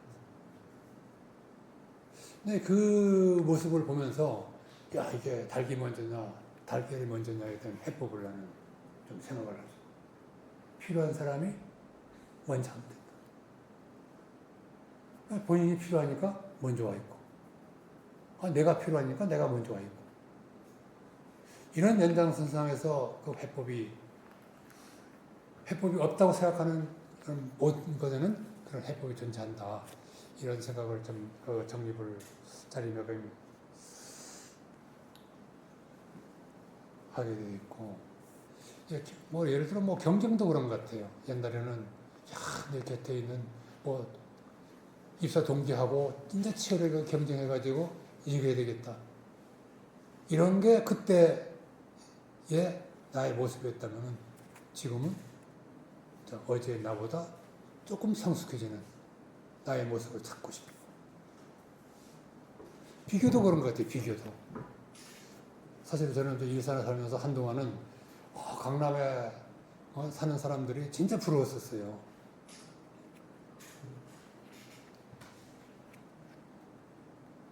그런데 코로나 시기를 지나고 또 은퇴 후에 과정을 일치하면서 이렇게 진짜 내가 살고 있는 곳이 쾌적한 환경이라는 것을 깨닫게 되거든요, 스스로. 나가면은 뭐 산책길이고, 1시간 코스, 30분 코스. 그래서 지금은 강남의 집이 부럽지 않거든요. 내 곳이 더 소중하고, 더 쾌적하고, 이런 쪽으로 이제 바뀌더라. 전에는 진짜, 내가 왜 강남 안 살았지? 왜 강남 안 갔지? 이런 거에 참 빠져있는 적도 있지만, 지나고 나니까 또 그런 때도 오더라. 이런 것들이 어떤 의미에서 보면 이제 아웃사이드 인. 이런 얘기까지 그게 있고요. 그 다음에 이제 마지막 얘기는 참 이게, 내가 이런 얘기를 해도 할 자격이 있을까를 생각을 하면서도 좀 그 얘기를 좀 드리고 하는 건데, 이제 아까 이제 개인은 이제 무한한 잠재력을 가지고 태어났다고 생각을 하는데, 어떤 의미에서 보면은 여러분 뭐 각자일 수도 있고, 나라는 존재, 나라는 인간, 참 무한한 가능성을 가지고 있는 존재라는 생각이 들거든요. 이거 예전에 뭐 예를 들면 이제 일체 유심조라고 그래요. 뭐 불교의 대표적인 사상 중에 하나, 화엄경에서 유래된 거라고 그러는데, 또 그거 비슷한 게 뭐 우리 영어 공부할 때, 시험 공부할 때 뜻이 있는 곳에 길이 있다, 뭐 이런 얘기도 비슷한 맥락으로 듣고 하는데, 그때 전에는 그냥 뭐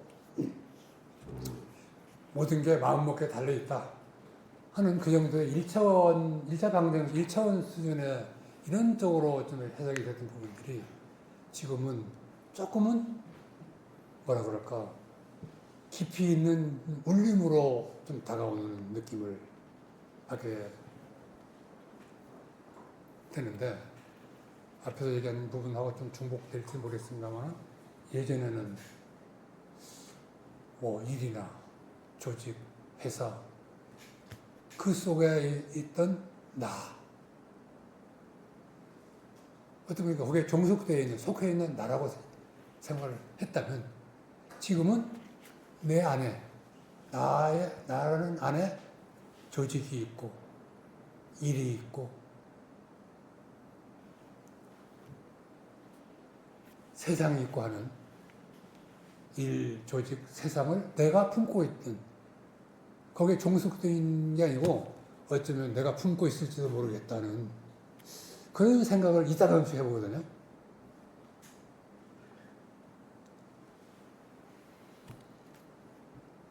그렇다면 이제 이거는 이제 과연 이제 어떤 의미로 해석될 수 있을 것이냐. 저는 내 나름대로 이제 제 해석을 좀 해보면은, 이런 것들이 앞에서 얘기했던 세 가지 확신에 대한 뿌리가 될 수도 있겠다.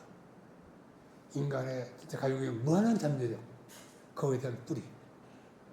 내 안에 일이 있고, 세상이 있고, 조직이 있고, 기업이 있고 하는, 그거를 품고 있다는 거는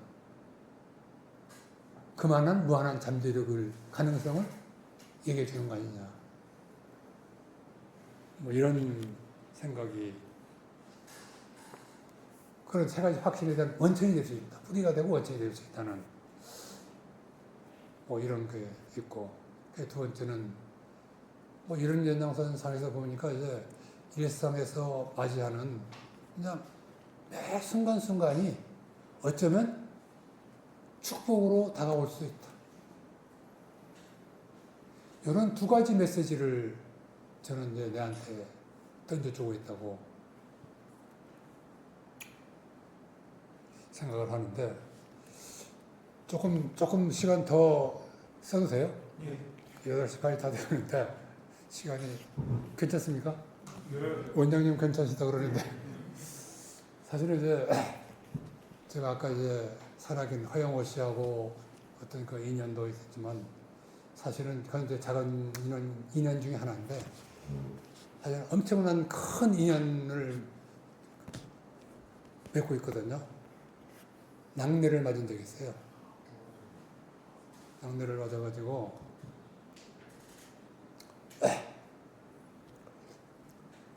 그 의식을 잃고 뭐 그렇게 오랜 시간은 아닌 것 같은데 뭐 2, 30초 정도인 것 같은데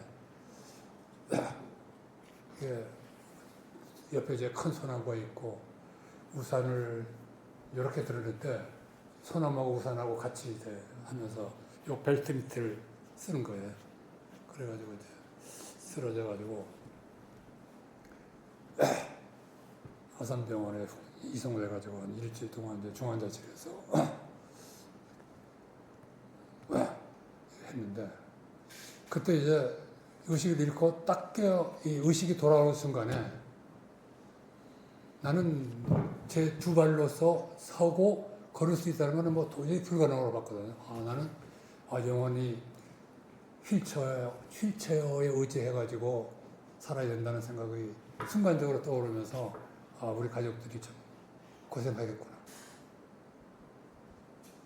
이런 생각이 이제 스쳐 지나가면서 그 장면을 이제 지났는데 그 이후에 이제 어쩌고 회복이 돼가지고 내가 내 스스로 두 발로 서게 되고 또 걷게 되고 하니까 이게 행복이라는 게 멀리 있지 않다는 이런 과정을 거치면서 사실 이제 오늘 여러분들한테 얘기했던 그 본질적인 조금 더 깊이 있는 얘기들을 제 나름대로는 뿌리를 찾아가게 되는 과정이 어쩌면 그 사건 사고가 나에게 안겨준 선물일지도 모른다는 생각을 좀 하고 있거든요. 그래서 우리가 보통 이제 사람은 변하지 않는다 하는 게 이제 통설로 뭐 얘기가 되고 있지만 저는 변할 수 있다. 사실 이제 그렇게 큰 사건 사고를 당하면은 사람은 변한다 그래요. 당했을 때는. 근데 한편 이거를 이제 뒤집어 보면은 어떤 상황을 맞이했을 때, 사건 사고를 맞이했을 때 크고 작은 거는 누가 결정하느냐? 내가 결정하잖아요. 단지 머릿속에서 맴도는 생각에 그치느냐? 이거를 생각의 수고, 관찰하고 들여다보고 생각의 수고를 거쳐가지고 가슴에 마음으로 느끼느냐에 따라서 작은 사건도 크게 할 수 있고 그렇다면 그건 무슨 의미냐? 어떤 것이든지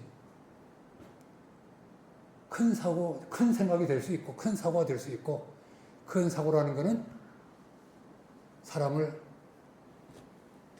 변할 수 있는 그런 환경을 제공해 줄 수 있지 않겠느냐 하는 생각에서 그런 걸 이제 저는 어느 정도 이제 내 나름대로 좀 정립이 되어 있는 그런 부분들에 설명이 좀 여러분들이 와닿을 정도로 됐는지 모르지만은 뭐 그런 생각을 하는데 참 사람이 진짜 이 머리하고 가슴 사이가 몇이 안 되잖아요, 그죠?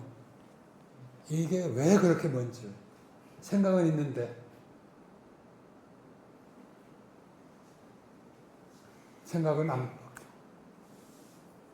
몸은 안 따라주고. 여기서 맴돌다가 그냥 지나가고 이런 것들이 사실은 우리 일상에서는 그냥 다반사가 아닐까 그런 생각을 하면서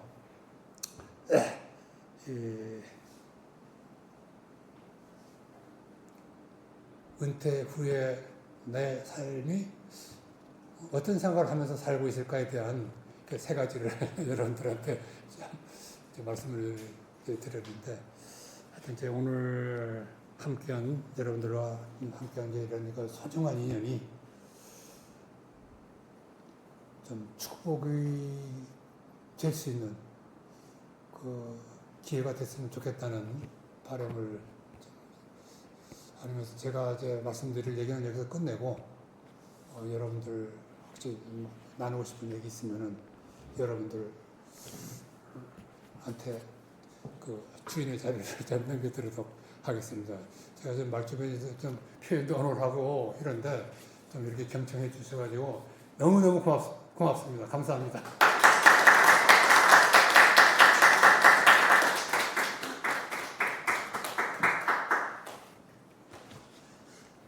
질문 하나 더 드릴게요. 예.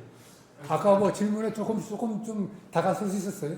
네, 그렇습니다. 말씀 잘 들었고 우리 대표님 회장님께서 현역에 계실 때 중간 리더들을 선발하는 인재를 선발하는 기준은 어떤 건가요? 근데 그것도 사실은 여러 가지 시도를 해봤어요. 우리가 항상 얘기하면 이제 상대평가예요. 줄을 세워놓고 하여튼 뭐 결과에 의한 순위가 결정될 거 아니에요. 이게 이건 도저히 이래서는 안 된다 하는 생각을 하면서 절대평가로 한번 전환을 해본 적이 있어요. 절대평가로. 근데 의도는 되는데 이게 현실적인 벽이 또 등장을 하는 게, 이 모든 게 결과로 평가가 되잖아요. 절대평가가 되려고 그러면은 결과에 이르는 과정이 중시되지 않으면 절대평가는 불가능하다는 소리예요. 아까 얘기했죠. 실패가 실패이고 실패가 성공의 어머니가 되려면 그 과정에서 그 무수히 일어나는 그런 그 성과들이 소중한 조직의 자산들이 축적이 되고 있을 텐데, 그게 사실은 안 되는 상황에서는 절대평가가 어렵다 해가지고 한동안 하다가 개인 면접하고 그때 절대평가를 했는데 결국 성공을 못했어요. 사실은 이제 그걸 가야 된다. 언젠가 어느 조직에 의해서는 그 부분 반드시 필요해야 아까 얘기하는 세 가지 확신에 대한 요게 뿌리를 내린다면 내리게 할 수 있지 않겠느냐는 생각이 드는데, 그거에 대한 해법은 제가 했던 방법은 해법이 될 수 없다는 걸 솔직히 말씀드리겠습니다.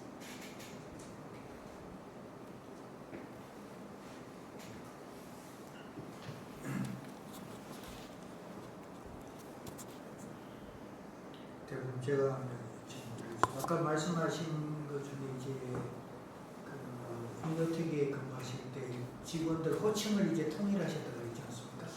구성원이라고 그렇게 부르신 겁니다. 예, 구성원이라고. 그럼 전부 다 임원도 이제 구성원이라고 그러고 그렇게 하신 겁니다. 임원 같은 경우는 이제 또 뭐 달리 할 수도 있고요. 경우에 따라 가지고. 그거는 그렇게 하신 게 어디 좀 성공을 하셨다고 보시면 아직까지. 그래서 네, 그 얘기를 이제 이 시간 관계에서 한번 좀 빼먹었는데요. 그래서 아까 이제 경청에서 시작했다 그랬잖아요. 예, 그게 이제 제가 책도 하나 낸 게 이제 이름이 청정문인데, 조직 전체의 교육 프로그램을 청정문이라는 프로그램을 전 사원 대상으로 해가지고 운영을 했어요.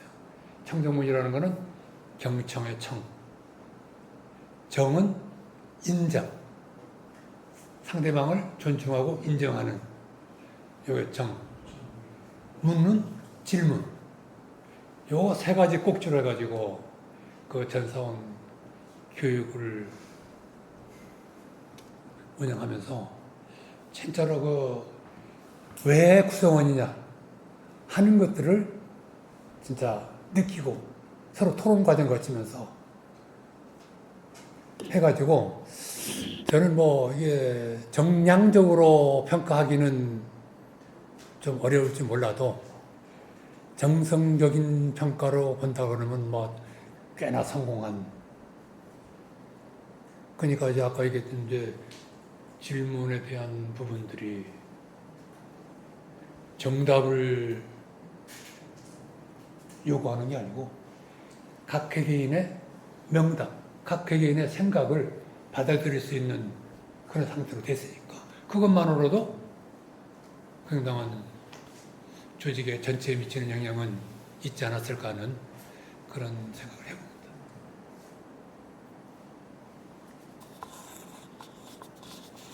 그리고 그 조직에 이제 어느 조직을 보면 이제 3% 정도가 사실 조직을 이끌어가고 그렇게 하는데 나머지 이제 한 97%는 사실상 따라오거나 아니면 피동적이거나 그렇게 되는데 그 회사 CEO를 보실 때 그 나머지 직원들을 어떻게 조직에 몰입하도록 그렇게 하시는 거죠.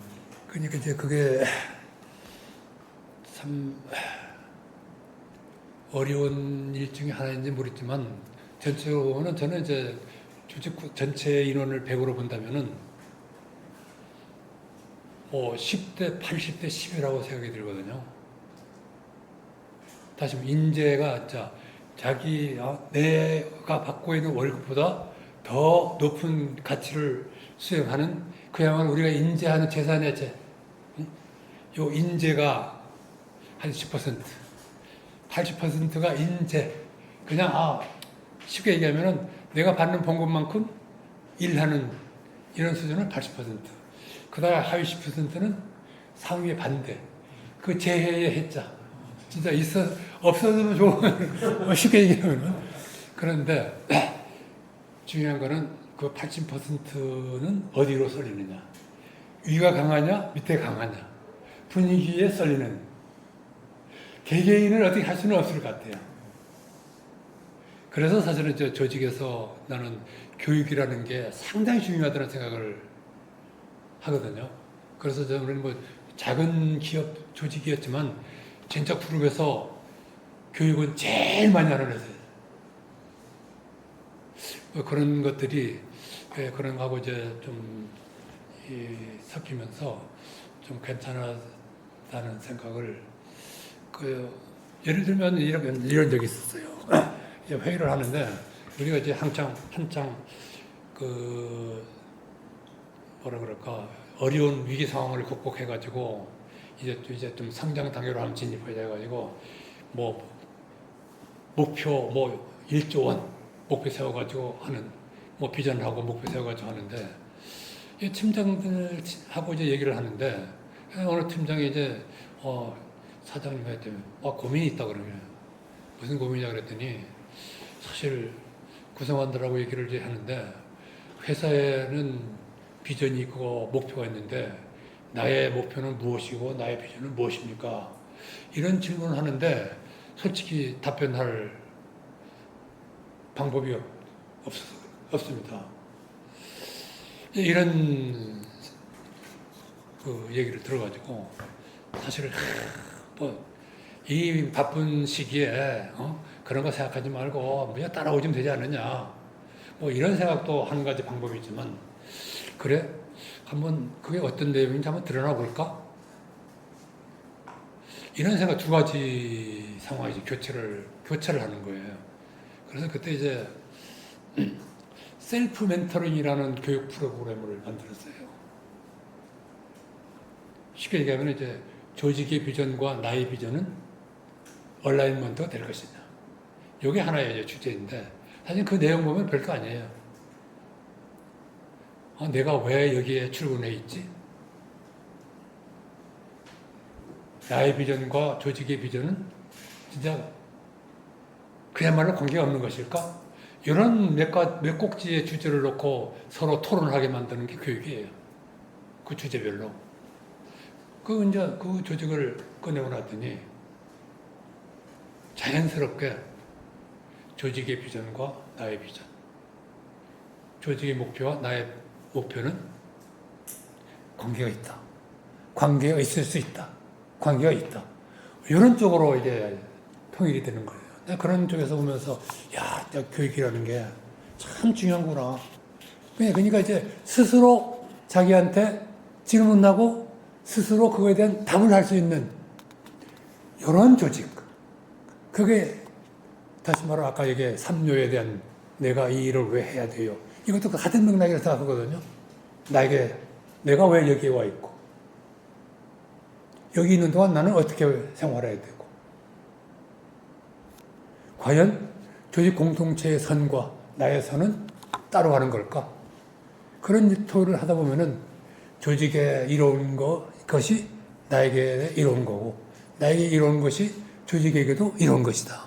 이거는 뭐 토론하면은 그 누구나 저절로 자연스럽게 그렇게 정렬이 돼 갈 수밖에 없겠더라고요. 그게 저는 이제 자신에게 묻고 자신에게 답할 수 있는 요 힘이라고 봐요. 그냥 아까 이제 나라는 요 무한한 가능성의 존재.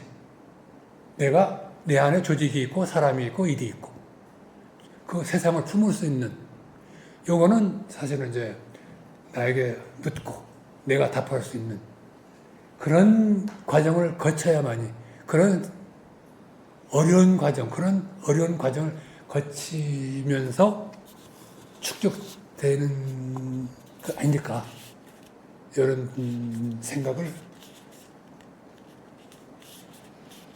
좀 하고 있습니다. 한 말씀 질문 하나 하겠습니다. 제가 해외에서 바라봤을 때 삼성이 지향하는 것은 초인류 기업이었고 LG가 지향하는 것은 초인류는 아니었던 것 같아요. 그래서 LG는 제가 바라봤을 때 인하 협동을 중요시했다는 느낌은 있었는데 그 밖에서 보는 어떤 기업의 문화에서 왜 초인류를 지향하지 않았는지가 궁금하고요.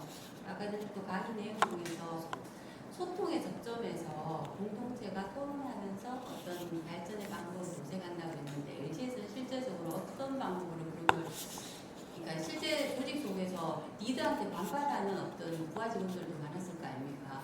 근데 그걸 어떻게 소통을 해서 접점을 찾아가는지 궁금합니다.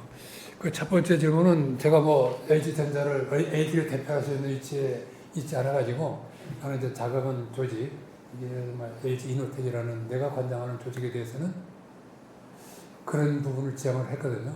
사실 아까 얘기했던 것들이 이제 뭐 교육이라든지, 그 다음에 뭐 청소문에 대한 이런 거라든지, 질문에 대한 두려움을 없애기 위해서 정답 그 자리에 각 회의인의 명답을 하는 이런 과정들이 결국 이제 1등이 되기 위하려면 1등 하려면은 그거 대대두고 1등이라는 게 우선 수치로 나타나는 1등이잖아요.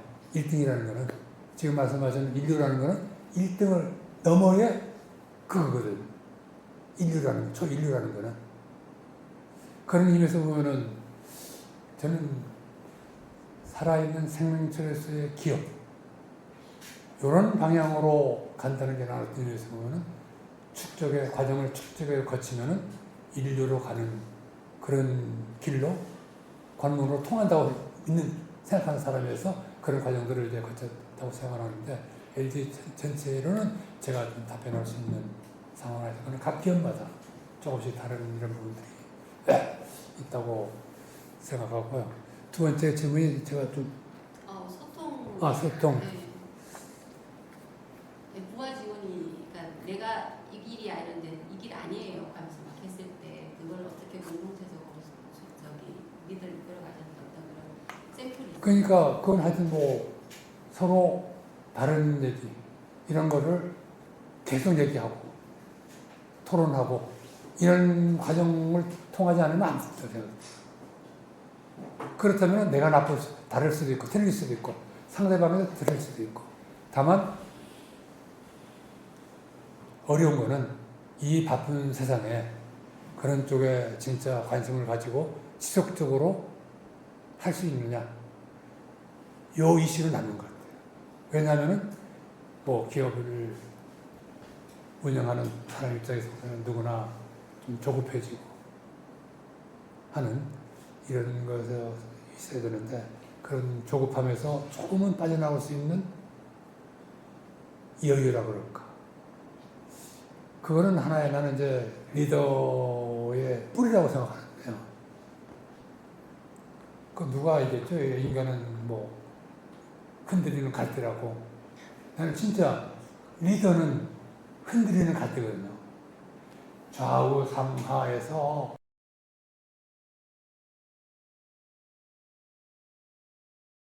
그럴 때마다 진짜 넘어지면 제자리에 돌아올 수 있는 그런 뿌리가 있어요. 그런 이제 리더의 약간의 제가 확신도 그런 역할이 돼야 된다고 보고 어떤 의미에서는 또 경영 철학이라는 게 그 뿌리 역할을 해야 되고 하는 것들이 기반이 되어야 그런 단계로 조금씩이라도 좀 접근해 가지 않을까. 근데 사실은 진짜 어려운 과제거든요. 그는 뭐 각 개인의 그 리더의 상상력에 맡길 수밖에 없지 않겠느냐. 앞에서 내가 말씀드렸는데 이거를 패키지로 제공할 수 있는 솔루션은 안 나와. 앞으로도 안 나온다. 그거는 각자 위치에 저마다의 위치에서 하나씩 해결 과정을 축적해 나가는 이거라고 생각이 드는데 참 쉽지 않죠. 근데 나는 이제 현역으로 돌아간다면 이제 해보고 싶어요. 그런 일을 하고 싶은 조직이 있다면 난 이제 도움이 되고 싶은데.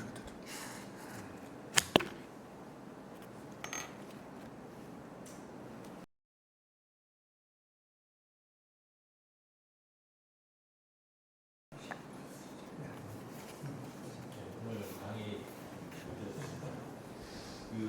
제가 이전에 이제 아버님한테 얘기를 들었던 게 이제 국가에 대한 국가 백년지 대계에 대한 제가 말씀을 들었고 그 다음에 그 부국과 강병에 대한 말씀을 제가 들었습니다. 그래서 오늘 이 조직의 힘은 무한하다.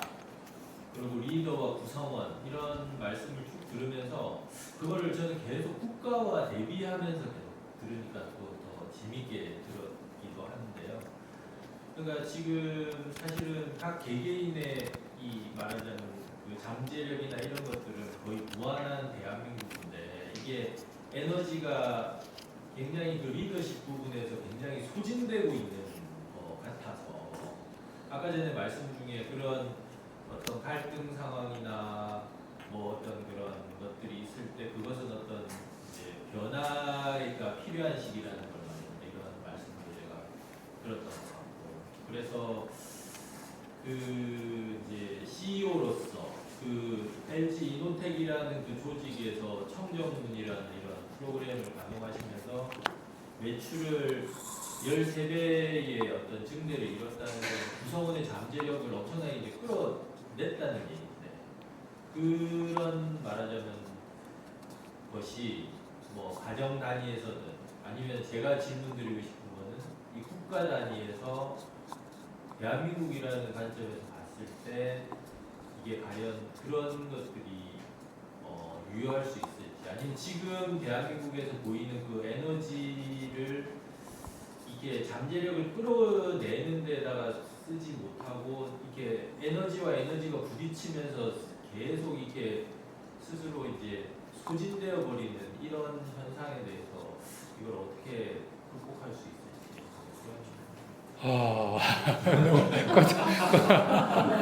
너무 거창한 질문이 돼가지고 나는 그거를 저는 만약에 저라면 그런 고민에 봉착한다면은 국가의 큰 단위를 좀 쪼개가지고 예를 들어 뭐 기업도 좋고 어떤 뭐 일정 부분 좀 쪼개서 작은 단위에서 뭐 해결을 하고 이거를 좀 확대시켜 나가는 성공 예를 들면 뭐 성공 모델이 하나 구축이 되고 이걸 축으로 해가지고 이제 가는 게 바람직하지 않을까 하는 생각을 드는데 그 이전에 뭐 국가가 아니더라도 난 기업에서도 제일 그 맹점이 뭐라 그럴까? 그러면은 단절이라고 생각하거든요. 단절. 예를 들어서 회사의 CEO가 바뀌면 앞에 게 묵살되고 또 새로운 집을 또 지어야 되고 또 새로운 들어오면은 또 새로운 또 여기는 사실 조금씩 이제 완화되게 옛날 같으면은 뭐 조직의 책임자가 바뀌면은 정문에 수위까지도 바꿔야 된다는 정도로 앞에 거를 전부 그냥 때려퍼야 그 다음에 이제 새롭게 시작하는 이런 건데 지금 상태는 그런 건 아니지만 전임자와 후임자 이 연결이 항상 단절이 생기거든요. 단절. 근데 이제 그 단절을 끊어야 된다고 생각하는데 그래서 저는 이제 리더십에 의존하는 이 현상, 리더십을 대체할 수 있는 방법은 없을까? 그런 단절을 막기 위해서. 예를 들면은 사장은 바뀌어도 조직 구성원이라도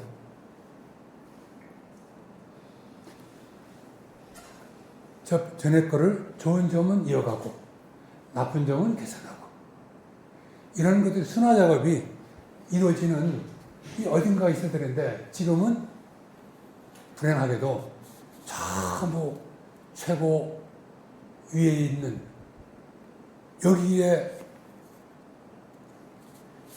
그냥 쳐다보고 있는 형국이란 말이죠. 그런 거를 대체할 수 있는 거.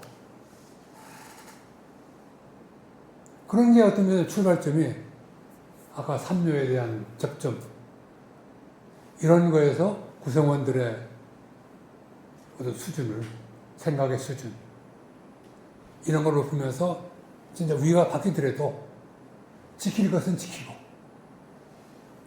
없을 거는 없으는 이런 정화 작업이 이루어지면서 지속 가능한 이런 쪽으로 갈 수 없을까? 그러려면 뭐가 필요할까? 저는 신뢰라고 해요. 신뢰. 구성원과 회사의 신뢰. 위와 아래의 신뢰. 사람과 사람 사이의 신뢰. 이런 게 축적이 되면 나는 가능하지 않을까. 리더십을 대체할 수 있는 수단으로서. 그런 얘기는 좀 드리고 싶은데, 현실적으로 과연 얼마나 설득력이 있을까 하는 거는 퀘스천 마크예요.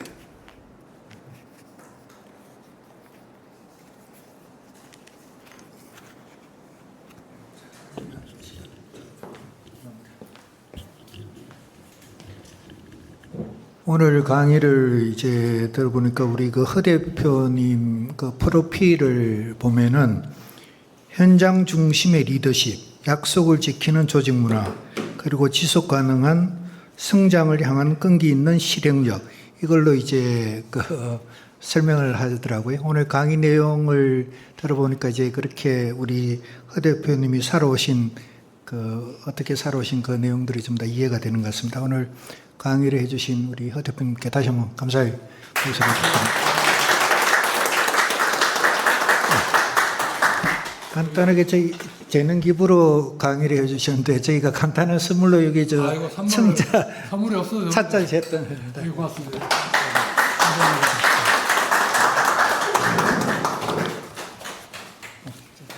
저 우리 따님 사진을 좀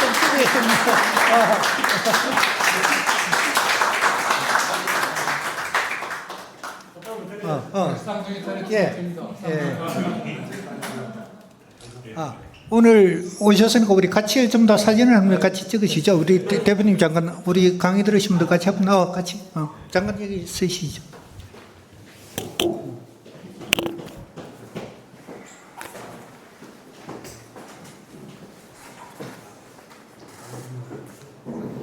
잠깐 오시고 우리 다른 분들도 여기 쓰셔가지고 같이.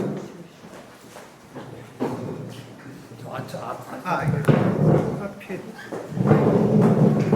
앉으세요. 예, 예.